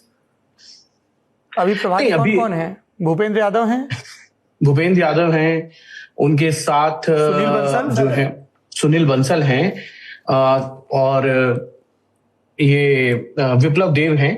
अच्छा, हाँ, ये लोग हैं। और क्योंकि विप्लव देव सह प्रभारी है चुनाव के और भूपेंद्र यादव जो है वो प्रभारी हैं, सुनील बंसल जो हैं वो संगठन महासचिव के तौर पर इंचार्ज है वहां पर। अच्छा। और उसमें वहां जाकर इन लोगों ने काम करना शुरू किया है। कई कॉन्स्टिट्यूएंसीज में, कई असेंबली सीट्स में गए हैं जहां भारतीय जनता पार्टी के जो वर्कर्स हैं जिनके साथ हिंसा हुई है, वहां जाके उनके परिवारों से मिलना का कार्यक्रम रखा गया और कई कोशिश की गई है कि उनके परिवारों में से अगर कोई अच्छा कार्य करता है तो उसको टिकट भी दी जा सकती है। इस तरीके की एक डिटेल या ये कहें कि कुछ फीडबैक तैयार किया गया है। वो अभी भारतीय जनता पार्टी उस पर एक लंबा होमवर्क कर रही है। अच्छा, ठीक है। आदेश रावल जी, प्रियंका गांधी की speech, she led the charge from the opposition front. देखिए, एक तो दोनों इस प्रियंका गांधी की स्पीच के बाद कांग्रेस पार्टी में बहुत चर्चा हुई इस स्पीच को लेकर और कहा कि देखिए कितनी सहजता से, सरलता से और खासतौर पर नेहरू की लेगेसी को बचाने की जो कोशिश प्रियंका गांधी ने की है। क्योंकि पिछले इन 11 सालों में, 11.5 सालों में आपने देखा कि जब जब नेहरू पे अटैक हुआ, पंडित नेहरू पे अटैक हुआ, डॉक्टर मनमोहन सिंह पे अटैक हुआ राजनीतिक रूप से, या इंदिरा गांधी को लेकर आलोचना हुई संसद के अंदर, तो जो कांग्रेस पार्टी के थिंक टैंक से और खासतौर पर जो राज्यसभा में बैठे हुए हैं, उन्होंने कभी भी इस तरीके से सामने आके अपनी लेगेसी को बचाने की कोशिश नहीं करी। तो इस बात को लेकर बड़ी चर्चा हुई। दूसरा, मैं ऐसा कहूंगा सौरभ जी इसमें कि एक कंपैरिजन भी हुआ बहन और भाई की स्पीच में, लेकिन प्रियंका गांधी जिस हिसाब से हिंदी बोलती हैं, जिस तरीके से सहज, सरल और मुस्कुरा के जवाब देती हैं, वो मुझे लगता है कि एक ऐसी दिशा थी उनकी स्पीच में जो लंबे टाइम से कांग्रेस पार्टी में मिसिंग है। एक दिशा, ये मैंने लिखा भी था, उसको रिपीट कर देता हूं कि कांग्रेस पार्टी के लिए ये एक ऐसी दिशा है जो काफी लंबे टाइम से मिसिंग है। ये एक ऐसी दिशा है जो पंडित नेहरू से लेकर मनमोहन सिंह की लिगेसी को बचाने की कोशिश कर रही है, और एक ऐसी दिशा भी है कि जो प्रधानमंत्री मोदी के मुद्दे पे और उन्हीं की पीठ पे जनता से अपने आप को जोड़ते हुए जवाब दे सकती है। तो ये बड़ा डिफरेंस है दोनों बहन भाई के भाषणों में। हालांकि राहुल गांधी की जो स्पीच होती है उसमें वो उनका एक ही चीजें होती हैं कि फैब्रिक, हिंदू मुस्लिम सिख ईसाई मतभेद ना हो, और आइडिया ऑफ इंडिया की वो बात करते हैं। लेकिन प्रियंका गांधी का जो भाषण था पूरा पॉलिटिकल था। वो जानती थी कि उनको कैसे रिएक्ट करना है। जब स्पीकर साहब कह रहे थे कि नहीं प्रियंका जी आप चेयर को एड्रेस कीजिए, वंदे मातरम पे बात कीजिए, तो उन्होंने तुरंत उसमें रिस्पॉन्ड में कहा कि ठीक है स्पीकर सर वंदे मातरम। तो ये जो चीजें हैं जो आपको कनेक्ट करती है, जिसमें आप स्पॉन्टेनियस हो, ये आपको अलग बनाती हैं। अब मैं आता हूँ राहुल गांधी की स्पीच पे। राहुल गांधी ने पहली बात तो अंग्रेजी में स्पीच थी। मैं राहुल गांधी की स्पीच पहले जिक्र कर दूं, उसके बाद आएगा। अभी हमने चूंकि वंदे मातरम पर राहुल गांधी ने और अमित शाह ने, एक नेता प्रतिपक्ष दूसरे गृह मंत्री, चुनाव सुधारों पर बोला। I will come to it, क्योंकि हम पहले समरी बता रहे हैं ना आदेश भाई। ठीक है, आपने कहा ना ये शरद पवार के पार्टी में एक बड़े सीनियर कांग्रेसमैन ने कहा कि राहुल गांधी और प्रियंका गांधी वाड्रा के स्पीच में एक फर्क था, जो आदेश ने अभी कहा। प्रियंका गांधी वाड्रा मुस्कुरा के सरकार को टोकती है, और राहुल गांधी हमेशा गुस्से में नजर आते हैं, एंग्री यंग मैन। तो angry young man versus, sir will come to it, 20 seconds हो गए जी, विल कम टू इट। पहले हम बता तो दें दर्शकों को। हाँ, थोड़ा आप लोग सदन, नहीं, मैं ये कह रहा हूँ चेयर का सम्मान करिए। अरे चेयर क्या, आप ओम बिरला की तरह हो गए हैं। अरे कहाँ हो गए, आपने कहा 20 सेकंड, मैंने 20 सेकंड दिए आपको। नहीं, मुझे डर है। अरे मुझे पहले वो स्पीच तो हाँ, क्या डर है? ओम बिरला देखिए, आज एक बड़े हमारे देश के बुजुर्ग नेता आज गुजर गए, शिवराज पाटिल को क्या है, लोग आलोचना करते हैं क्योंकि जब वो गृह मंत्री थे 26/11 मुंबई में हुआ था, और उन पर लोगों ने हंसी किसी ने की, उन पर आक्षेप लगाया कि वो कपड़े हमेशा बदलते थे। मुझे लगता है उनको एक तरह से सॉफ्ट टारगेट बनाया गया, एक टारगेट लोग ढूंढ रहे थे, शिवराज पाटिल बने। लेकिन Shivraj Patil may not have been the ideal home minister. वो गृह मंत्री के लिए जो एक तरह सख्ती चाहिए उनमें नहीं थी, लेकिन he was a very good Lok Sabha speaker. आप किसी से भी पूछिए, वो हमेशा प्रोसीजर रूल पे जाते थे और सबका सम्मान करके मौका देते थे। आज क्या हुआ है ना, आज के जो स्पीकर्स हैं, मैं किसी का नाम नहीं लेना चाहता, नहीं तो मैं ट्रबल में आ जाऊंगा। ओम बिरला है, और कौन है स्पीकर? लेकिन वो सम्मान नहीं करते। आप देखिए ना, जब भी कोई विपक्ष का नेता पॉइंट ऑफ ऑर्डर उठाने की कोशिश करे या अपना हाथ उठाए, तो तुरंत कहते हैं नो नो नो नो। ये क्या है जी? You have to show basic respect. एक पॉइंट ऑफ ऑर्डर, कभी आप भी ये ध्यान में रखिए, रिस्पेक्ट रखिए, सम्मान रखिए, हमें टोकिएगा मत। कैसे व्यक्ति है भाई, पूरा भाषण दे दिया फिर हमारे कमाल है। राजदीप जी ने अभी कहा कि जो चेयर होते हैं, चाहे रूलिंग अलायंस से होते हैं, वो सुनते नहीं है। यहाँ पे काफी लोग अगर हाउस में रहें तो you catch a lot of nuances. तो अभी जो इलेक्टोरल रिफॉर्म्स के ऊपर जब डिस्कशन हो रहा था, तो अनुप्रिया पटेल थी जो MOS है, हेल्थ एंड फैमिली वेलफेयर।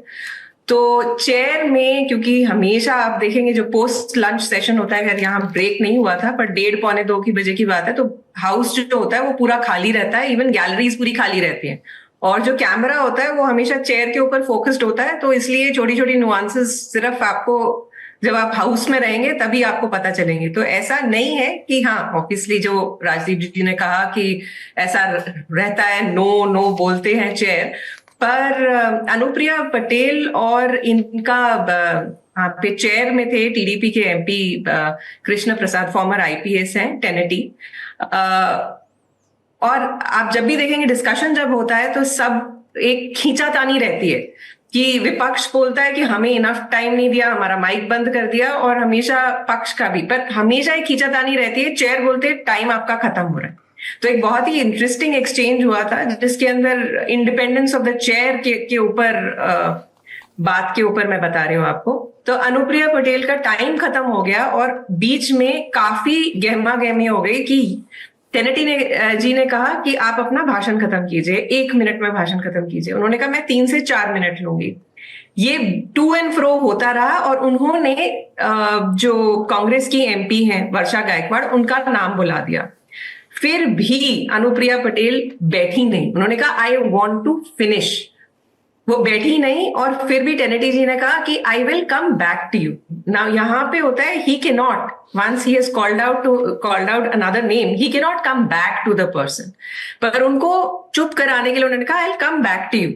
लेकिन उन्होंने, क्योंकि पार्टी का टाइम खत्म हो गया था, obviously he couldn't come back to her, और उन्होंने, वो फिर भी बैठी नहीं पूरे टाइम, वो वर्षा गायकवाड़ बोलती रही, लेकिन मंत्री जो थी वो बैठी नहीं। लेकिन फिर जब दिलीप सैकिया भी आ गए चेयर पे, उनको दूसरी चांस नहीं मिली, लेकिन वो बैठी नहीं और वो फिर पार्लियामेंट्री अफेयर्स मिनिस्टर से बोलती रही कि मुझे फिर से चांस दी जाए। By parliamentary procedures, the chair went by 2 chairs, बीच में चेयर भी चेंज हुई, they went by parliamentary procedures, और ऐसा उनको कोई एक्स्ट्रा टाइम ना दिया गया और हाउस की प्रोसीडिंग्स चलती रही। तो ऐसा भी नहीं है कि चेयर सिर्फ विपक्ष की तरफ ही कड़ा रुख करती है। अगर चेयर को पार्लियामेंट्री प्रोसीजर्स पता है और सुनते रहते हैं तो वो सबका ही ठीक से मान रखती हैं। अभी एक और चीज है जो निधि जी कह रही थी, कैमरा, निधि जी आपने कैमरा देखा अरे होगा, आप बोलने तो दीजिए। यहाँ का कैमरा भी इसी तरह से लल्लन टॉप का कैमरा दिख रहे हैं पूरी तरह से 99% सौरभ जी पर फोकस रहता है। राजदीप जी आप तय कर लीजिए, 10 घंटे, 20 घंटे, 40 घंटे, आपकी शिकायतों को हम पूरा एक बार में एड्रेस करना चाहते हैं। ये जो विक्टिम सिंड्रोम है आपका, हिमांशु जी। नहीं, जो राजदीप जी और निधि जी अभी कह रही थी, उस पर एक चीज ये है कि अगर किसी भी सांसद को जो है वो समय उनकी संख्या बल के अनुरूप मिलता है, और क्योंकि अनुप्रिया पटेल जो है वो अपनी पार्टी की एकलौती सांसद है, एमओएस है, मंत्री के नाते नहीं वो अपना वहां पे जो वक्तव्य दे रही थी, जो पार्टिसिपेशन कर रही थी, वो एक सांसद के तौर पर कर रही थी। तो इसीलिए उनका जो समय होगा, मुझे लगता है एक सांसद मतलब एक सांसद वाली पार्टी के तौर पर उनको 4 से 5 मिनट का समय, इससे अधिक नहीं दिया जा सकता। और शायद जो चेयर पे उस वक्त थे टीडीपी के सांसद, उन्होंने उसी चीज को समझते हुए उनको आगे का समय नहीं दिया। और एक चीज राजदीप जी जो कह रहे थे कि पॉइंट ऑफ ऑर्डर अगर आप कहते हैं तो चेयर उनको मौका नहीं देती है, उसके लिए एक बड़ी चीज ये है, क्योंकि राजदीप जी भी बहुत लंबे समय से संसद को कवर करते रहे हैं, आदेश ने भी कवर किया है, निधि तो करती ही है Nidhi ji. Point of order के लिए आपको अपने डिवीजन नंबर पर जाना होगा और उसको बताना पड़ेगा कि आप किस रूल के तहत जो है वो पॉइंट ऑफ ऑर्डर रेज कर रहे हैं।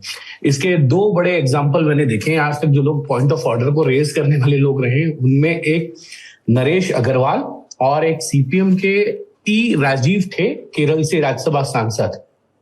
बहुत उन्होंने पॉइंट ऑफ ऑर्डर उस वक्त जब उनका संसद का कार्यकाल रहा उसमें उन्होंने रेज की है। तो वो आपको अपने डिवीजन नंबर पे जाना पड़ेगा जी, और रूल के तहत आपको बताना पड़ता है कि आप इस रूल के तहत जो जिनके खिलाफ आप पॉइंट ऑफ ऑर्डर लेकर आए उन्होंने ये गलत कहा है। ये आपने देखिए पॉइंट ऑफ ऑर्डर का जिक्र किया रहती है, आई थिंक जी निधि बोलिए। एक और चीज, जैसे आप बोल रहे हैं कि समय पार्टी का निर्धारित होता है, वो होता है, लेकिन जो चेयर पे होते हैं उनके थोड़ा सा डिस्क्रिशन ये भी रहता है। जैसे डिबेट के टाइम, डिस्कशन के टाइम पे मुझे ये भी याद है, इंजीनियर राशिद की एक टिप्पणी थी, अभी शायद वंदे मातरम का था या इलेक्टोरल रिफॉर्म्स का था, जब उन्होंने कहा कि I am not a daily labourer, don't make me beg, I am not a daily labourer, और वो रिपीट करते रहे। और चेयर पे जगदम्बिका पाल जी थे और उन्होंने कहा मैं सिंगल मेंबर पार्टी के जो एमपीज हैं मैं उनकी तरफ रुख कर रहा हूं। तो जैसे चंद्रशेखर आजाद रावण थे, उनको भी उन्होंने टाइम दिया। तो ये एक थोड़ा लिहाज करती है चेयर, लिहाज करती है, लेकिन वो 1-2 मिनट 3 मिनट वो जो बहुत ज्यादा ऐसा नहीं है कि चेयर जो है, कैमरे की मैं बात नहीं कर रही, ऐसा नहीं है कि चेयर जो है वो बिल्कुल ही सौतेला व्यवहार करती है। अभी अच्छा, एक क्वेश्चन और में चेंज हुआ है। 2 मंत्रियों को स्पीकर ने कहा, एक को कहा कि आप जेब में हाथ डालकर जवाब मत दीजिए, और दूसरों को कहा कि आप ऐसे नहीं जा सकते। हाँ, और दूसरा ये भी है, आप आजकल टोकती है चेयर, जिसके अंदर बोला जाता है आप संक्षिप्त में अपना, मैंने ये ज्यादा बार नहीं देखा, आप संक्षिप्त में अपना जवाब दीजिए। ये एक बड़े मंत्री ने, मैडम निधि जी और हिमांशु जी, एक ऐसे शब्द का प्रयोग किया जो बंबई के रास्तों पर किया जाता है। स्पीकर डिड नॉट से अ वर्ड, प्लीज अंडरस्टैंड, मंत्री को कहना पड़ा आप एक्सपंज करिए। आप गृह मंत्री अमित शाह की बात कर रहे हैं? मैं देखिए सब देखिए, अरे तो राहुल गांधी ने वीडियो ट्वीट किया है भाई। नहीं एब्सोल्युटली। तो मेरा कहना है स्पीकर, अगर राहुल गांधी वो कहते, अगर राहुल गांधी में आपको चले, अगर राहुल गांधी वो शब्द यूज करते तो आप देखिए क्या रुख होता। पूरा treasury benches would have got up and they would have घेर आउट हिम। ये सच्चाई है। Let us not try and suggest that the speakers of today are neutral umpires. Please, I am not saying that they were. One second. And more importantly, disrespect. अच्छा एक बात राजदीप जी, थोड़ी देर पहले आप कह रहे थे कि जब राहुल गांधी स्पीच देते हैं तो गुस्से में होते हैं, yes. और प्रियंका गांधी मुस्कुरा के बात रखती हैं। बिल्कुल। आप क्यों गुस्सा नहीं लगते हैं इतने जल्दी? अरे मैं कितना आपके साथ हंसी मजाक भी करता हूं। अब ठीक। अभी थोड़ी देर पहले आप बिल्कुल एकदम मैं आपके गाल चलो। हाँ। नहीं, एक राजदीप जी ने बड़ी इंटरेस्टिंग चीज कह दी, तो मैं ये कह रहा हूँ कि जब आप ये क्या करने लगते हैं आप? बताइए मेरे गाल खींच रहे हैं। चलिए। नहीं, राहुल गांधी ने भी एक बार ऐसे ही कुछ किया था, बट बताइए हिमांशु जी। गले पड़ गए थे। नहीं, उसमें बड़ा नहीं, वो जो कह रहे हैं वो उन्होंने प्रियंका गांधी जी के गाल पकड़े, जिसको लेके स्पीकर ने ऑब्जेक्शन किया था। राजदीप जी वो कह रहे थे गले पड़ने वाला पुराना है। By the way, I can tell you, Amit Shah gave a fantastic speech. अच्छा, अगर मैं can I introduce that speech with your kind permission? Please. Some point of order, sir. Let's maintain the order. एक सेकंड। एक तो मैं दर्शकों को ये बता दूं, जो संसदीय परंपराओं के पुराने जानकार हैं वो इसमें कमेंट बॉक्स में और भी किससे जोड़ सकते हैं। मुझे अपनी सीमित समझ में जो सबसे दिलचस्प, सबसे रोचक पॉइंट ऑफ ऑर्डर लगता है वो है जब गुजरात से आने वाले लोकसभा सांसद पीलू मोदी ने चेयर को संबोधित करके, इंदिरा जी तब प्रधानमंत्री हुआ करती थी, तो पीलू मोदी जी ने ये पूछा था कि पॉइंट ऑफ ऑर्डर है, तो सब चौंक गए। मंत्री रिप्लाई कर रहे हैं, सब सांसद सदस्य पूछ रहे हैं सवाल, प्राइम मिनिस्टर भी चौंक के देखने लगे कि इसमें क्या पॉइंट ऑफ ऑर्डर हो गया। तो उन्होंने कहा जी पूछिए। उन्होंने कहा जी मैं चेयर से ये जानना चाहता हूं कि क्या सदन के अंदर प्राइम मिनिस्टर बैठ के क्रॉसवर्ड पजल खेल सकती हैं क्या? तो इंदिरा जी चौंक गई और मुस्कुराने लगी। बाद में उन्होंने कॉरिडोर में पीलू मोदी से पूछा कि तुम्हें किसने बताया? पीलू मोदी ने जवाब नहीं दिया। बाद में किस्सों में आया कि जो ऊपर पत्रकार दीर्घा में पत्रकार बैठे होते थे, उन्होंने ये बताया ऊपर से देख के किसी दिन पीलू मोदी को कि जब थोड़ा सा बोरियत भरे सवाल जवाब चल रहे होते हैं तब प्राइम मिनिस्टर बैठी बैठी वो घर से अखबार लाती हैं और वो पजल भी सॉल्व करती दिखती हैं। तो ये भी एक बड़ा मजेदार पॉइंट ऑफ ऑर्डर दोस्त। तब तो इस पर बहस होती थी कि प्रधानमंत्री क्रॉसवर्ड कर रहे हैं। आज तो ये होता है, कुछ तो कर्नाटका असेंबली में तो कुछ नेताओं को देखा गया, they were watching porn in the, और यहाँ इल्जाम लगा कि कुछ वेपिंग कर रहे थे। अब वेपिंग हो रहा है। बंगाल से आए एक सांसद है लोकसभा के। कौन? नहीं, उनका नाम भी मुझे देखिए, I don't know whether I can give the name unless it is, क्योंकि अनुराग ठाकुर ने कंप्लेन की है लेकिन कंप्लेन में नाम नहीं दिया है। लेकिन मुझे लगता है नाम दिया है, लेकिन नहीं, कंप्लेन में नाम नहीं दिया, लेकिन सब जानते हैं किसकी बात कर रहे हैं। एक तृणमूल कांग्रेस के सांसद है लोकसभा के, भतीजे की नहीं, आपकी वो मुझे लगता है ठीक ठाक क्रिकेट भी खेलते हैं, ये कहा जाए। राजदीप जी के साथ खेला है उन्होंने क्रिकेट। कीर्ति आजाद की बात हो रही है। ये आप लोग इतना दाएं बाएं कर रहे हैं? नहीं, क्योंकि कहीं कोई देखिए, क्योंकि कीर्ति आजाद है सर। हाँ, कीर्ति आजाद। उसके बाद भी एक और विवाद हो गया। स्वागत राय पार्लियामेंट के प्रीमिसेस में सिगरेट पी रहे थे और केंद्रीय मंत्री गिरिराज सिंह और गजेंद्र सिंह शेखावत ने टोका। उन्होंने भी उनको टोका स्वागत राय को कि आप सिगरेट नहीं पीजिए दादा, इससे आपकी ही सेहत पे नहीं बाकी लोगों की सेहत पे भी जो है वो असर पड़ेगा। और तो इतने सांसद पान मसाला खाते हैं, उसका क्या? इतने सांसद जो पान मसाला खाते हैं, मेरी तरफ क्यों हाथ कर रहे हैं? मैं नहीं खाता हूँ पान मसाला। नहीं, आपकी तरफ नहीं, मैं कह रहा हूँ उस पर कोई ये सब ये देखिए कुछ रूल्स हैं, you can inside the house. Rajdeep ji Nidhi क्योंकि लंबे समय से संसद भवन कवर कर रही हैं, आपने भी देखा होगा जो पुरानी संसद भवन में एसबीआई बैंक था, उसके बाहर एक टी स्टॉल था। जी। पहले पत्रकार, कई सांसद मतलब सांसद वहां पर स्मोकिंग किया करते थे। जी। सेंट्रल हॉल में भी एक स्मोकिंग जोन था। बिल्कुल। फिर नोटिफिकेशन आया कि संसद भवन में आप जो है स्मोकिंग नहीं कर सकते। बताइए साहब, तलबगारों और जिसका जिक्र आप कर रहे हैं, हाँ, वो सिर्फ कीर्ति आजाद पे नहीं है, उसमें एक दो सांसद और उसमें है, तो इसीलिए उन्होंने ये कहा, किसी सांसद का पर्टिकुलर मुझे लगता है अनुराग ठाकुर ने नाम नहीं लिया जी, किसी पॉलिटिकल पार्टी का नाम नहीं लिया, उन्होंने कहा कि जांच हो जाए, यहाँ मैं दर्शकों और को एक बता दूं, कमेटी बनाई जाए, वो देखे कमेटी की फैक्ट फाइंडिंग के आधार पर अगर सीसीटीवी महत्वपूर्ण है। यहाँ मैं दर्शकों को बता दूं, उत्तर प्रदेश की विधानसभा के अध्यक्ष हैं, कानपुर की महाराजपुर सीट से विधायक और काफी लंबे समय से 1991 से लगातार विधायक जीत रहे हैं, सतीश महाना उस समय विधानसभा अध्यक्ष हैं। उन्होंने ये देखा कि कोई गुटखा खैनी कर रहा है सदन के भीतर, तो उन्होंने चेयर से ये बात कही कि मेरे पास सीसीटीवी फुटेज है, चुपचाप आके मुझसे मिल लें। तो बाद में जाके एक विपक्ष की एक पार्टी के विधायक थे, मिले, उनने माफी मांगी, बोला साहब आज के बाद नहीं थूकेंगे सदन के अंदर। सर फैक्ट फाइंडिंग इस पर नहीं होनी चाहिए, फैक्ट फाइंडिंग इस पर होनी चाहिए। एमपी लैड्स का जो पैसा है ये कहा जाता है, इस पर एक सीरियस फैक्ट फाइंडिंग होनी चाहिए। ये जब होगा ना कि ये पैसा आखिर में किस तरीके से जा रहा है, कौन क्या कर रहा है पैसे के साथ, इस पर हर 6 महीने हर 12 महीने एक पूरी रिपोर्ट फाइंडिंग इस पे होनी चाहिए कि इंडिगो की फ्लाइट की आवृत्ति क्यों बढ़ाई जाती रही जब उनके पायलट नहीं बढ़े थे। बिल्कुल, सिविल एविएशन मिनिस्ट्री क्या कर रही थी, सरकार क्या कर रही थी, इंडिगो के डायरेक्टर्स के पदों पे जो लोग बैठे हैं वो क्या कर रहे थे। बिल्कुल, फैक्ट फाइंडिंग के लिए बहुत सारी चीजें हैं राजदीप जी। बिल्कुल बिल्कुल। अब एसआईआर पर आ जाते हैं। हालांकि मैं दर्शकों को कहूंगा, रक्षा मंत्री राजनाथ सिंह की स्पीच, उसमें कई नई चीजें हैं, उसको भी आप लोग जरूर खोज के पढ़ें। ख्वाजा गुलाम शरीफ को उन्होंने कोट किया है, ए हुस्न हकीकी नूरे अजल तेनु वाजिब ते इम्कान कहूं, तेनु दशरथ लक्ष्मण राम कहूं, तेनु सीता जी जानान कहूं। भावार्थ, हे सत्य सौंदर्य, हे दिव्य प्रकाश, तुम्हें क्या नाम दूं?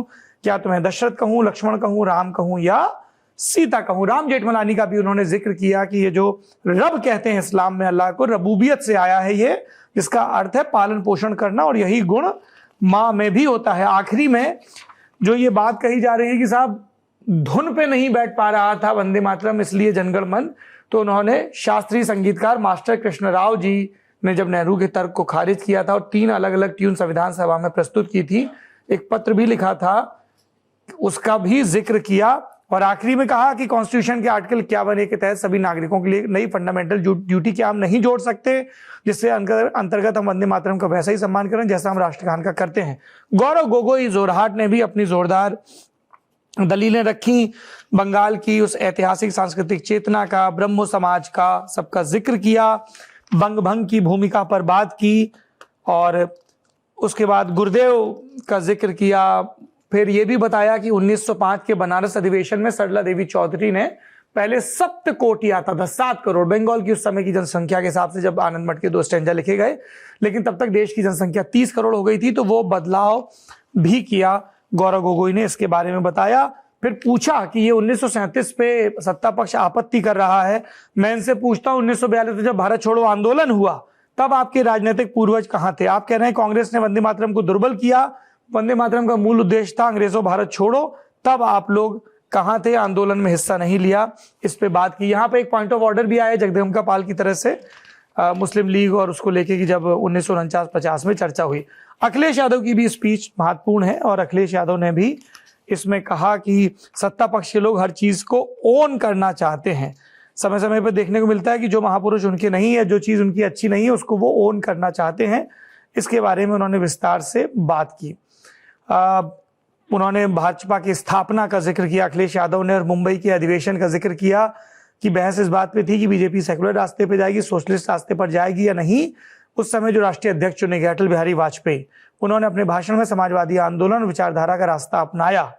जो मंच था उसमें जेपी की तस्वीर भी लगाई और भ्रम फैलाने की कोशिश की कि इसी रास्ते पर चलेगी। इस तरह से उन्होंने अपनी बात रखी। ये तो कुछ स्पीचेस हैं जो आपको देखनी चाहिए, मनोज झा की स्पीच भी। अब मैं आता हूं एसआईआर वाले मुद्दे पर, और एसआईआर वाले मुद्दे पर 2 अहम स्पीचेस हैं, उसके बाद मैं अपने मेहमानों का रुख करूंगा। सबसे पहले leader of opposition Rahul Gandhi, जिन्होंने ज्यादातर स्पीच जो है वो अंग्रेजी में दी। खादी से अपनी बात का उन्होंने जिक्र किया, असम का जिक्र किया, फिर बोला कांचीपुरम साड़ी का जिक्र किया कि it might have a golden thread but the golden thread means nothing without the green thread और the yellow thread near it, कि देश जो है कई धागों से मिलकर बना है। फिर उन्होंने महात्मा गांधी की हत्या का जिक्र किया, नाथूराम गोडसे का जिक्र किया। Today our friends do not embrace him, यानी नाथूराम गोडसे को, They have pushed him away. It is an uncomfortable truth, but that is not where the project ended.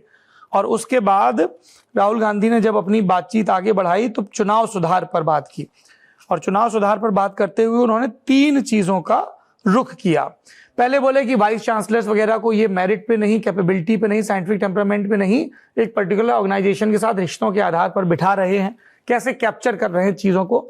फिर उन्होंने जिक्र किया कि होम मिनिस्टर के अंदर में सीबीआई, ईडी, इनकम टैक्स आता है, उसका सिस्टमेटिक प्लेसमेंट कर रहे हैं अपनी आइडियोलॉजी के हिसाब से। और तीसरा उन्होंने इलेक्शन कमीशन का जिक्र किया, और फिर उन्होंने पूछे 3 सवाल। पहला कि सीजीआई को सिलेक्शन पैनल से क्यों हटाया गया। दूसरा सवाल उन्होंने पूछा कि दिसंबर 2023 में कानून बना के इलेक्शन कमिश्नर के कृत्यों को किसी भी किस्म की समीक्षा से क्यों मुक्त कर दिया गया। बोले भी कि मिस्टर शाह सीलिंग की तरफ देख रहे हैं, शायद वो इन सवालों के जवाब दें जब बोलें। और तीसरा कि सीसीटीवी फुटेज को 45 दिनों में क्यों डिलीट कर दिया जाता है। यह भी इल्जाम लगाया कि चुनाव आयोग पीएम के शेड्यूल के हिसाब से कभी 3 महीने का तो कभी 5 महीने का प्लान बनाता है ताकि वो कैंपेनिंग कर सकें। उसके बाद व्यवधान हुआ, गतिरोध हुआ, और उसके बाद राहुल गांधी बोले कि मैं पूरे दावे से कह रहा हूं, I have proven without doubt that the election in Haryana was stolen. ये उन्होंने बिंदु रखा। उसके बाद बिहार में 1.2 लाख डुप्लीकेट वोट्स की बात की, और फिर 3 इल्जाम रखे इलेक्टोरल रिफॉर्म को लेके। Firstly, give machine readable voter list to all the political parties 1 month before the election. दूसरा, take back the laws that allow the destruction of CCTV footage. तीसरा, give the architecture of the EVMs, give us access to the EVM, let our experts go and see what is inside the EVM. और चौथा, please change the law that allows the election commissioner to get away with whatever he wants to do. फिर राहुल गांधी ने कहा, हम जब सत्ता में आएंगे तो हम ये कानून बदलेंगे और रेट्रोएक्टिवली यानी पुरानी तारीख से बदलेंगे। We are going to come and find you. ये राहुल गांधी की स्पीच। अब इस पे जो सबसे अहम जवाब है वो गृह मंत्री और सहकारिता मंत्री अमित शाह का। अमित शाह क्या बोले? वे गहन पुनरीक्षण के नाम पर चर्चा मांगते थे एसआईआर के नाम पर। मेरा मत है कि एसआईआर पर चर्चा नहीं हो सकती क्योंकि भारत के चुनाव आयोग की बात है और वो यहां पर आकर जवाब नहीं दे सकते। सौगत राय ने कहा चुनाव आयोग आपका है, तो अमित शाह ने कहा कि दादा आप बीमार हैं, समझ रहा हूं, ज्यादा बीमार घर पे रहें, सदन का माहौल मत बिगाड़ें। इस पे कुछ और लोग बोले तो अमित शाह बोले ये मेरे और दादा के बीच की व्यक्तिगत बात है। 63 सदस्यों की चर्चा का उन्होंने हवाला दिया। फिर संविधान के अनुच्छेद 324 चुनाव आयोग का गठन और सारे चुनाव, 325 पात्र मतदाता को सूची से बाहर नहीं रख सकते और 326 मतदाता की योग्यता क्या है, भारत का नागरिक हो आदि इत्यादि उसका जिक्र किया। फिर आगे वो कहते हैं 2010 की बात की जब ये चुनाव आयुक्त ने तय किया कि रिटर्निंग ऑफिसर मतदाता सूची से डिलीशन नहीं कर सकते, नाम नहीं काट सकते, और कहा कि उस समय कांग्रेस की सरकार थी, तो उन्होंने कहा कि इसकी वजह से लिस्ट में बहुत ज्यादा नाम बढ़ गए हैं। फिर कहा कि इन लोगों को देश के लोग तो वोट देते नहीं, विदेशी देते थे, वो चले जाएंगे इसलिए परेशान है। इस पे सुश्री ज्योतिमणि करूर की सांसद है, उन्होंने एक अपना इंजेक्शन किया कि issue of citizenship comes under the home ministry not the election commission. तो अमित शाह ने कहा कि कानूनी स्थिति का प्रश्न नहीं है। लाल बाबू हुसैन केस 1995 का उन्होंने जिक्र किया। फिर राहुल गांधी की प्रेस कॉन्फ्रेंस का जिक्र करते हुए बोले कि जिस ये मकान का जिक्र कर रहे हैं कि 501 वोट है, वो 1 एकड़ पे कई मकानों का समूह है। इसके बाद राहुल गांधी और अमित शाह के बीच एक मुखामुखम शुरू हुआ। राहुल गांधी ने कहा कि मेरा नाम लिया गया, अध्यक्ष बोले भाषण पूरा नहीं हो रहा है, अभी कई बार नाम आएगा। अमित शाह बोले कि मेरा विपक्ष के नेता से निवेदन है 2 मिनट सुन लें, फिर मौका मिलेगा। इस तरह से गतिरोध चलता रहा। उसके बाद उन्होंने कहा अमित शाह ने कि हम भी कई चुनाव हारे, हम हारते हैं तब कुछ नहीं, मतदाता सूची सही होती है, टब से नए कपड़े पहनकर शपथ ले लेते हैं। वोटर डिलीशन के बाद उन्होंने जिक्र किया कि प्रशांत किशोर, पवन खेड़ा, तेजस्वी यादव, ये सब लोगों के नाम 2 जगह इसीलिए दिख रहे हैं क्योंकि वोटर डिलीशन नहीं हो पा रहा है। इसके बाद राहुल गांधी खड़े हुए, उनको 2 मिनट का वक्त मिला बीच में, तो उन्होंने कहा कि 19 लाख फेक वोटर हैं, उनके बारे में बता दीजिए। और फिर राहुल गांधी अंग्रेजी में बोले let us have a debate on my press conferences, let us go, it is a very good idea, let us have a debate on my press conferences. Amit Shah ji, I challenge you to have a debate on the 3 press conferences. Amit Shah बोले 30 साल से अलग अलग सदनों में हूं, आप संसदीय प्रणाली का अनुभव है, आपकी मुंसिफी से नहीं चलेगा, बोलने का क्रम मैं तय करूंगा। फिर राहुल गांधी बोले आगे चल के कि अमित शाह का रिस्पॉन्स देखा, डिफेंसिव रिस्पॉन्स, घबराया हुआ रिस्पॉन्स, डरा हुआ रिस्पॉन्स, सच्चा रेफरेंस नहीं है। फिर अमित शाह ने कहा कि आप वोट की बात कर रहे हैं, मैं आपको बताता हूं वोट चोरी। पहली वोट चोरी हुई जब आजादी मिलने से ठीक पहले कांग्रेस की वर्किंग कमेटी की मीटिंग हुई, एक नया अध्यक्ष चुना जाना था। अबुल कलाम उस समय अध्यक्ष थे, मौलाना अबुल कलाम, वो कंटिन्यूएशन चाहते थे, गांधी ने उनको डिस्करेज किया। तीन दावेदार थे, आचार्य कृपलानी, सरदार वल्लभ भाई पटेल और जवाहरलाल नेहरू। ज्यादातर जो अलग अलग प्रांतों के कांग्रेस के अध्यक्ष थे वो लगभग सभी सरदार वल्लभ भाई पटेल के पक्ष में थे और नेहरू के पक्ष में नहीं थे, लेकिन गांधी ने अपना मत नेहरू के पक्ष में रखा और उसके बाद कृपलानी ने और सरदार पटेल ने अपना नाम वापस ले लिया। उसका जिक्र करते हुए अमित शाह कहते हैं कि कांग्रेस को अध्यक्ष तय करना था। 28 वोट सरदार पटेल को मिले, 2 वोट जवाहरलाल नेहरू को और प्रधानमंत्री फिर भी जवाहरलाल नेहरू बने। इसमें सबसे बड़ा रोल महात्मा गांधी का था, जिसका अमित शाह ने जिक्र नहीं किया क्योंकि उन्होंने ही चिट्ठियां लिखी थी और उन्हीं के निर्देश पे ये सारी चीजें हुई थी। इसको लेके अलग अलग व्याख्याएं हैं कि सरदार पटेल इस फैसले से कितने आहत हुए और क्या उनकी प्रक्रिया रही। राजमोहन गांधी ने बड़े विस्तार से किताब लिखी और भी कई लोगों ने, उसमें आपको ये मिलेगा। उसके बाद अमित शाह ने जिक्र किया 1975 में जो रायबरेली में नॉमिनेशन इनका इलेक्शन कैंसिल हुआ था, उस समय की प्रधानमंत्री इंदिरा गांधी का, उसका जिक्र किया और फिर चीफ जस्टिस के लिए कैसे 3-4 लोगों को बाईपास करके अपने चीफ जस्टिस को बुलाया। और तीसरा उन्होंने कहा कि अभी एक सिविल अदालत में एक मामला चल रहा है कि सोनिया गांधी नागरिक बनने से पहले मतदाता बन गई। इस पे केशव वेणुगोपाल ने पॉइंट ऑफ ऑर्डर दिया और कहा कि एक वीएचपी के कार्यकर्ता ने 1980 में केस फाइल किया था जिसको दिल्ली की राउस एवेन्यू कोर्ट ने डिसमिस कर दिया था। उन्होंने उस चुनाव में वोट नहीं डाला था। मैं होम मिनिस्टर को चैलेंज कर रहा हूं कि वो आके बताएं कि 1980 में सोनिया गांधी ने कहां वोट डाला था। तो इस पर अमित शाह बोले कि आपने एक मुद्दा खड़ा किया, मैंने तो सिर्फ ये बताया कि दिल्ली की एक अदालत में वाद दायर हुआ है, अभी मैंने कंक्लूजन नहीं दिया है। उसके बारे में बात की। फिर वो बोले कि राहुल गांधी से कोई पत्रकार सवाल पूछे जो पसंद ना आए तो कहते हैं कि तुम बीजेपी के एजेंट हो। इन सब के बीच व्यवधान चलता रहा। फिर ईवीएम पे उन्होंने बात की कि राजीव गांधी थे तब ईवीएम लाने को लेकर कानूनी बदलाव किया गया। अलग अलग समय में ये सारी चीजें हुई। वीवीपैट पर बात हुई। फिर इन्होंने कहा कि ईवीएम को अपने ऑफिस में रखा जब चुनाव आयोग ने कि कोई भी आकर हैक करके दिखाए, तो ये वहां गए नहीं, प्रेस के पास जाकर आरोप लगाते हैं।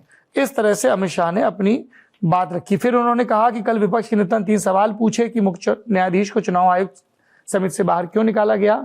तो मैं यहां बताना चाहता हूं कि 73 वर्ष तक देश में चुनाव आयुक्त की नियुक्ति का कानून नहीं था। प्रधानमंत्री सीधे नियुक्त कर देते थे। 2003 के कानून पर बाद में आता हूं। एक सदस्यीय था चुनाव आयोग। प्रावधान क्या था, प्रधानमंत्री राष्ट्रपति को फाइल भेजते थे। इसके बाद जब चुनाव आयुक्त नियुक्त हुए तब उसमें 91 ऑनवर्ड्स और भी चुनाव आयुक्त लाए गए। 2023 में अनूप बर्णवाल बनाम भारत सरकार मुकदमा हुआ, तब सुप्रीम कोर्ट ने कहा कि नियुक्ति पारदर्शी हो जानी चाहिए। सुझाव था, ऑर्डर नहीं था। सॉलिसिटर जनरल ने कंसेंट दी, कहा कानून बनाने में देर लगेगी। इस पर सुप्रीम कोर्ट ने कहा कि मैं सहमत हूं। तो आपको बता देता हूं कि तब तक सीजीआई की अध्यक्षता में कमेटी बने, प्रधानमंत्री विपक्ष नेता मेंबर हो, हमें आपत्ति नहीं थी। हमने हाँ बोला और उसके बाद कानून बन गया। कानून बना कि विपक्षी नेता, प्रधानमंत्री और एक और मंत्री 3 लोग बैठकर मेरिट के आधार पर चर्चा करें। तो अमित शाह ने ये बात कही। ये 2 प्रमुख दलीलें हैं, इसके अलावा और भी दलीलें हैं। निधि, सबसे पहले आपके पास आते हैं। चुनाव सुधारों पर चर्चा, क्या लबुलुआब निकला, क्या मैसेजिंग हुई पॉलिटिकल? देखिए सौरभ, बहुत स्ट्रॉन्ग मैसेजिंग थी जिसके पहले ही आपने टोन तो सेट कर ही दी थी कि कौन सा पक्ष हावी रहा। इसमें अमित शाह ने एक बहुत बेसिक जो बात थी वो उठाई, वो जो हमेशा जब भी प्रेस कॉन्फ्रेंस होती है राहुल गांधी की सभी उठाते हैं कि अगर आप बोल रहे हैं कि इलेक्टोरल रोल्स जो हैं उसमें त्रुटियां हैं, तो त्रुटियां हटाने के लिए आपको एक एक्सरसाइज करनी चाहिए।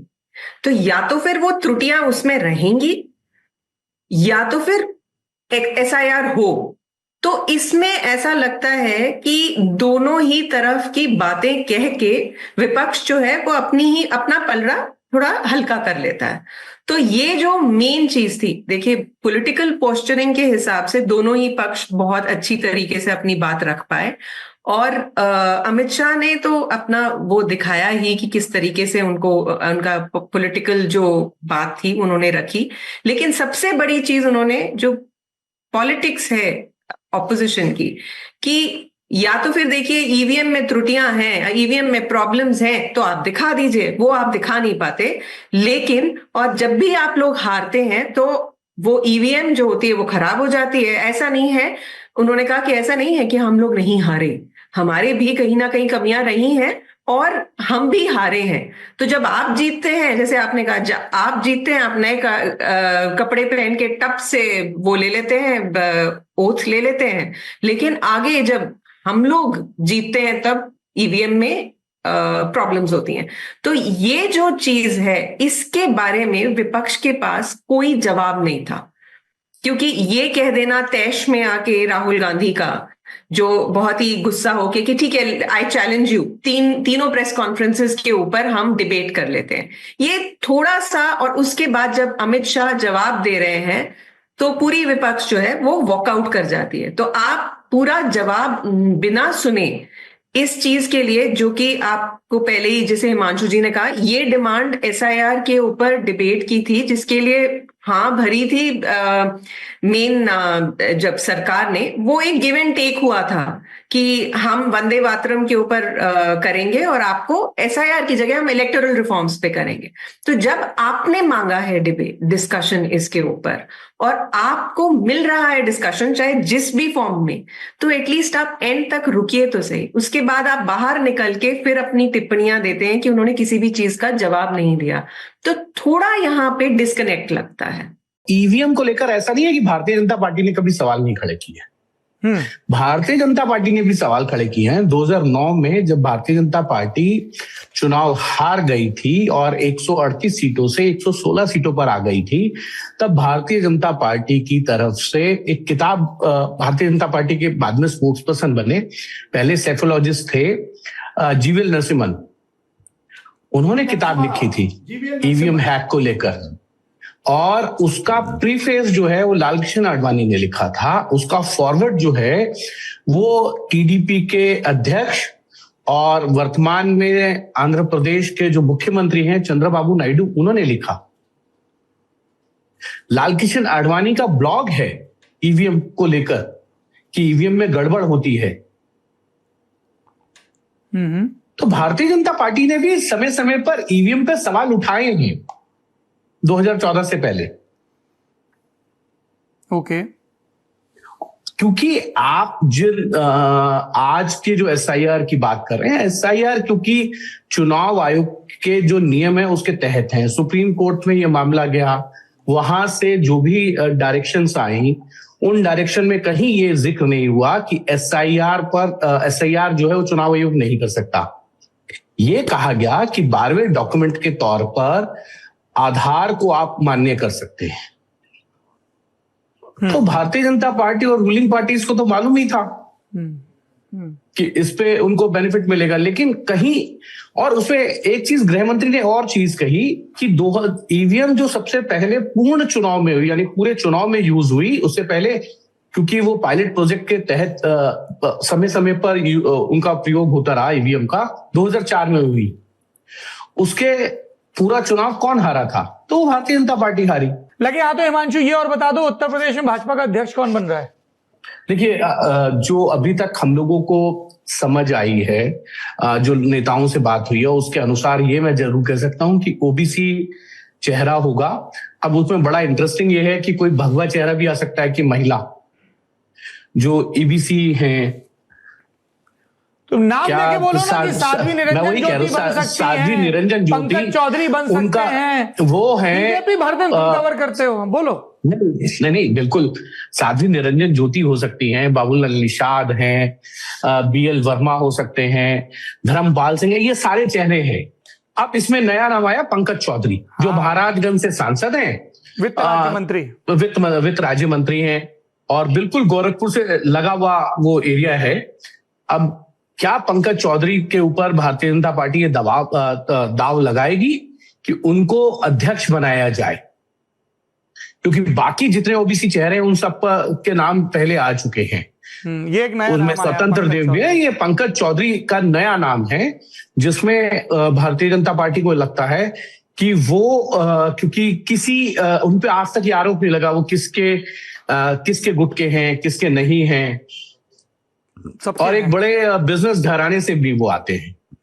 वाह, ये भी काबिलियत है। जी राजदीप जी, एसआईआर पर चर्चा, अमित शाह वर्सेस राहुल गांधी। देखिए, जैसे मैंने कहा कि वंदे मातरम पर सरकार ने, मुझे लगता है, सेल्फ गोल किया, उसी तरह से एसआईआर को लेकर विपक्ष थोड़े दुविधा में था और इसकी वजह मैं बताता हूं। राहुल गांधी और कांग्रेस चाहते थे कि वोट चोरी को नंबर 1 मुद्दा बनाया जाए, जो सरकार तैयार नहीं थी कि वोट चोरी ये शब्द पर डिबेट नहीं हो सकता पार्लियामेंट में। अब विपक्ष जो है, कांग्रेस जो है, 14 तारीख को यानी संडे को बड़ी रैली करने जा रहा है, वोट चोरी रैली, वोट चोर गद्दी छोड़, ये नारा लेकर जा रही है। तो राहुल गांधी और कई कांग्रेसी चाहते थे कि वोट चोरी पर हो। वही जो रीजनल पार्टीज है जहां चुनाव होने वाले हैं, बंगाल और तमिलनाडु, तृणमूल कांग्रेस और डीएमके चाहते थे एसआईआर पर हो, क्योंकि उनको लगता है एसआईआर के जरिए उनकी जो ताकत है वो कम हो सकती है, तो वो चाहते थे एसआईआर पर हो। बीच में आ गया इलेक्टरल रिफॉर्म्स। अब इलेक्टरल रिफॉर्म्स क्या होंगे सौरभ, किस तरह से करेंगे? Then it becomes a seminar discussion. उसका कोई ठोस आउटकम, ठोस निर्णय उस तरह से डिबेट हो, क्योंकि ये असली डिबेट तो इलेक्शन कमीशन के सामने करना है। हमारे देश के इलेक्शन कमीशन ने इस सवाल के कुछ जवाब देने जो नहीं दे रहे हैं। अमित शाह ने, मुझे लगता है, जो राहुल गांधी ने मुद्दे उठाए उसका करारा जवाब दिया। आप माने या ना माने, उन्होंने करारा जवाब दिया। उनको एक पॉलिटिकल स्पीच करनी थी, उन्होंने अपनी पॉलिटिकल पॉइंट बड़ी खूबी से रखी। इसमें कोई दो क्वेश्चन। और मैं बार बार कहता हूं, मैंने देखा है पिछले कुछ सालों में जब अमित शाह पार्लियामेंट में आते हैं, वो पढ़कर आते हैं, जो नोट्स आपके देखेंगे उनको, he has got page number, ये वो करके, जो लेटरिंग वगैरह करके वो पढ़ के आते हैं। वो ऐसे इम्प्रॉम्प्टू नहीं बोलते हैं। ये आपको मानना पड़ेगा कि Amit Shah is among those ministers who comes having done his homework, and I think that gave BJP slight advantage in the election debate. अब मैं आपको एक छोटी सी ब्रेकिंग न्यूज देता हूं। हमारा प्रोग्राम चल रहा था, आप डिनर के बारे में, मैं वहीं चाहता हूं जहां शुरुआत हुई थी। अभी मुझे एक श्रीकांत शिंदे जी का मैसेज आया है। श्रीकांत शिंदे एक टेबल पर थे जहां प्रधानमंत्री आधे घंटे पर आए। अब प्रधानमंत्री को श्रीकांत शिंदे ने पूछा, आपकी हिंदी इतनी अच्छी कैसे हो गई? बड़ी इंटरेस्टिंग कहानी है। प्रधानमंत्री ने उनको कहा कि मैंने अपनी हिंदी सुधारी by learning from cattle herders at Mehsana railway station. Mehsana railway station पर जो गाय, जो कैटल हर्डर्स है, क्या कहेंगे आप हिंदी में? कैटल हर्डर्स, पशु चारक जो है, उनसे बात करते हुए मैंने मेरी हिंदी सुधारी। और उन्होंने एक बुक रिकमेंडेशन दी एमपीज को, आप बेंजामिन फ्रैंकलिन की बायोग्राफी पढ़िए। अब ये बड़ी इंटरेस्टिंग बात है कि प्रधानमंत्री कह रहे हैं कि बेंजामिन फ्रैंकलिन की आप किताब पढ़े। मुझे लगा कोई पुरानी हमारी हिंदी की कोई किताब होगी, नहीं, वो तो बेंजामिन फ्रैंकलिन की बात करते हैं। हालांकि ये मुझे लगा इंटरेस्टिंग है, इसलिए मैं रख रहा हूं आपके सामने। बट आई थिंक एसआईआर का जो डिबेट है वो अलग अलग दिशा में जा रहा था, क्योंकि अलग अलग पक्ष के अलग अलग इंटरेस्ट हैं। Regional parties want SIR to be pushed slightly forward and don't want the SIR right on the eve of elections in Bengal and Tamil Nadu. Congress जो है वो, राहुल गांधी ने साफ किया कि उनके मन में बैठ गया कि वोट चोरी हो रही है, और वोट चोरी रोकने के लिए उन्होंने 2-3 सजेशंस दिए हैं। अब सरकार तो वो सजेशन नहीं मानने वाली, क्योंकि ये सजेशन तो इसी के दायरे में आता है और इलेक्शन कमीशन को आप पार्लियामेंट के सामने नहीं ला सकते। असली जवाब तो ज्ञानेश कुमार ने आकर देने हैं, जो ये Gyanesh Kumar point to point उस तरह से रिबटल नहीं कर रहे हैं। तो कुल मिलाकर मुझे लगता है, I am not sure, Vande Mataram did not get any special points for the government in parliament, and I am not sure from election reforms that the wider debate की पैसे की ताकत पर जो चुनाव लड़े जाते हैं, इस पर डिबेट होनी चाहिए। अजय माकन ने राज्यसभा में एक खतरनाक, एक तरह से बहुत डरावना आंकड़ा रखा है। His claim is BJP finances bank balance 10,000 crore तक पहुंच गया है, ऑफिशियल बैंक बैलेंस, और कांग्रेस का 138 करोड़ है, 75 टाइम्स मोर। अगर ये सही है तो इट इज वेरी डेंजरस। अब इस पर कौन बात करेगा कि आप लेवल प्लेइंग फील्ड कैसे करेंगे इस देश में? एक साइड के पास 10,000 करोड़ है बैंक बैलेंस में ऑफिशियल, अनऑफिशियल तो छोड़िए, दूसरे के पास ओनली 138 करोड़। इस पर बहस होनी चाहिए। How will you stop the use of money power? पर क्या हमारे नेता जो इसी सिस्टम के बेनिफिशियरी है, क्या वो बात सुनने के लिए तैयार होगी कि स्टेट फंडिंग होनी चाहिए, या कोई नया प्रकार की होनी चाहिए, या प्रोपोर्शनल रिप्रेजेंटेशन होना चाहिए इस देश में? कि मायावती जैसी पार्टी को अगर 20%, 18% किसी एक चुनाव में मिलते हैं, फिर भी 0 सीट मिलते हैं, तो क्या is it the right way forward? ये जो चीजें हैं, इस पर बहस नहीं हुई इस पार्लियामेंट सेशन में. I think both sides have been left to my mind dissatisfied and I as a viewer was happy that parliament was functioning. कम से कम बहस हो रही थी.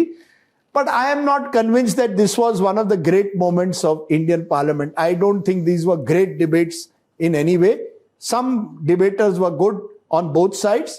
But overall, वो डिबेट करना है इसलिए किया गया. डिस्कशन टाइप था. Not really any debate with any ठोस आउटकम. जितनी भी स्पीचेस मैंने देखी या पढ़ी उसमें मुझे दो लोगों की स्पीच बहुत जोरदार लगी. एक प्रियंका गांधी और एक अमित शाह. जी बिल्कुल. Both of them were very prepared. Hindi इधर उधर का जार्गन नहीं, point to point rebuttal. Priyanka Gandhi ने नरेंद्र मोदी का और अमित शाह ने राहुल गांधी का. क्या दिन आ गए हैं सौरभ और मैं एक तरह किसी एक चीज पर अग्री कर रहे हैं. देखिए मेरे दोस्त, लोकतंत्र की यही सहमति है. 100% मैं अग्री करता हूं. Priyanka Gandhi Vadra was the most direct. और ये दोनों पॉलिटिकल स्पीचेस थे. इसमें क्या है ना, ये दोनों पॉलिटिकल स्पीचेस निकले. प्रियंका गांधी ने जिस तरह से सरकार को घेर दिया कि आप नेहरू का नाम बार बार लेके चलिए, 1000 बार लीजिए, दैट इन इटसेल्फ. और हंसकर शार्प, विटी एंड एग्रेसिव. और अमित शाह जी ने जिस तरह से एक के बाद एक, हालांकि मुझे एक बात अच्छी नहीं लगी उनकी, नेहरू और पटेल को वोट चोरी पर मत लाइए, क्योंकि अगर आप लाएंगे ना तो महात्मा गांधी का भी नाम लाना पड़ेगा. And that is because Gandhi in the end chose. So why तो वो जिक्र नहीं करते ना, उतना पार्ट छोड़ देते हैं बीजेपी. तो मुझे वो अच्छा नहीं लगा. लेकिन overall I would say these were the best two political speeches. Although Jairam Ramesh had content, Mahua Moitra had content, there were lot of good speeches with content on Vande Mataram. पर एक रीच की भी बात होती है ना. These were the best two. I agree. Saurabh and I agree. अब नेता नगरी पे कभी कभी ये भी चमत्कार देखने को मिलता है. चलिए, ऑन दैट नोट नेता नगरी का इस बार का सत्र समाप्त करते हैं. आप सभी को बहुत बहुत धन्यवाद. मौसम में बदलाव की आहट है. अपनी सेहत का, अपनों की सेहत का खूब ख्याल रखें. शुक्रिया.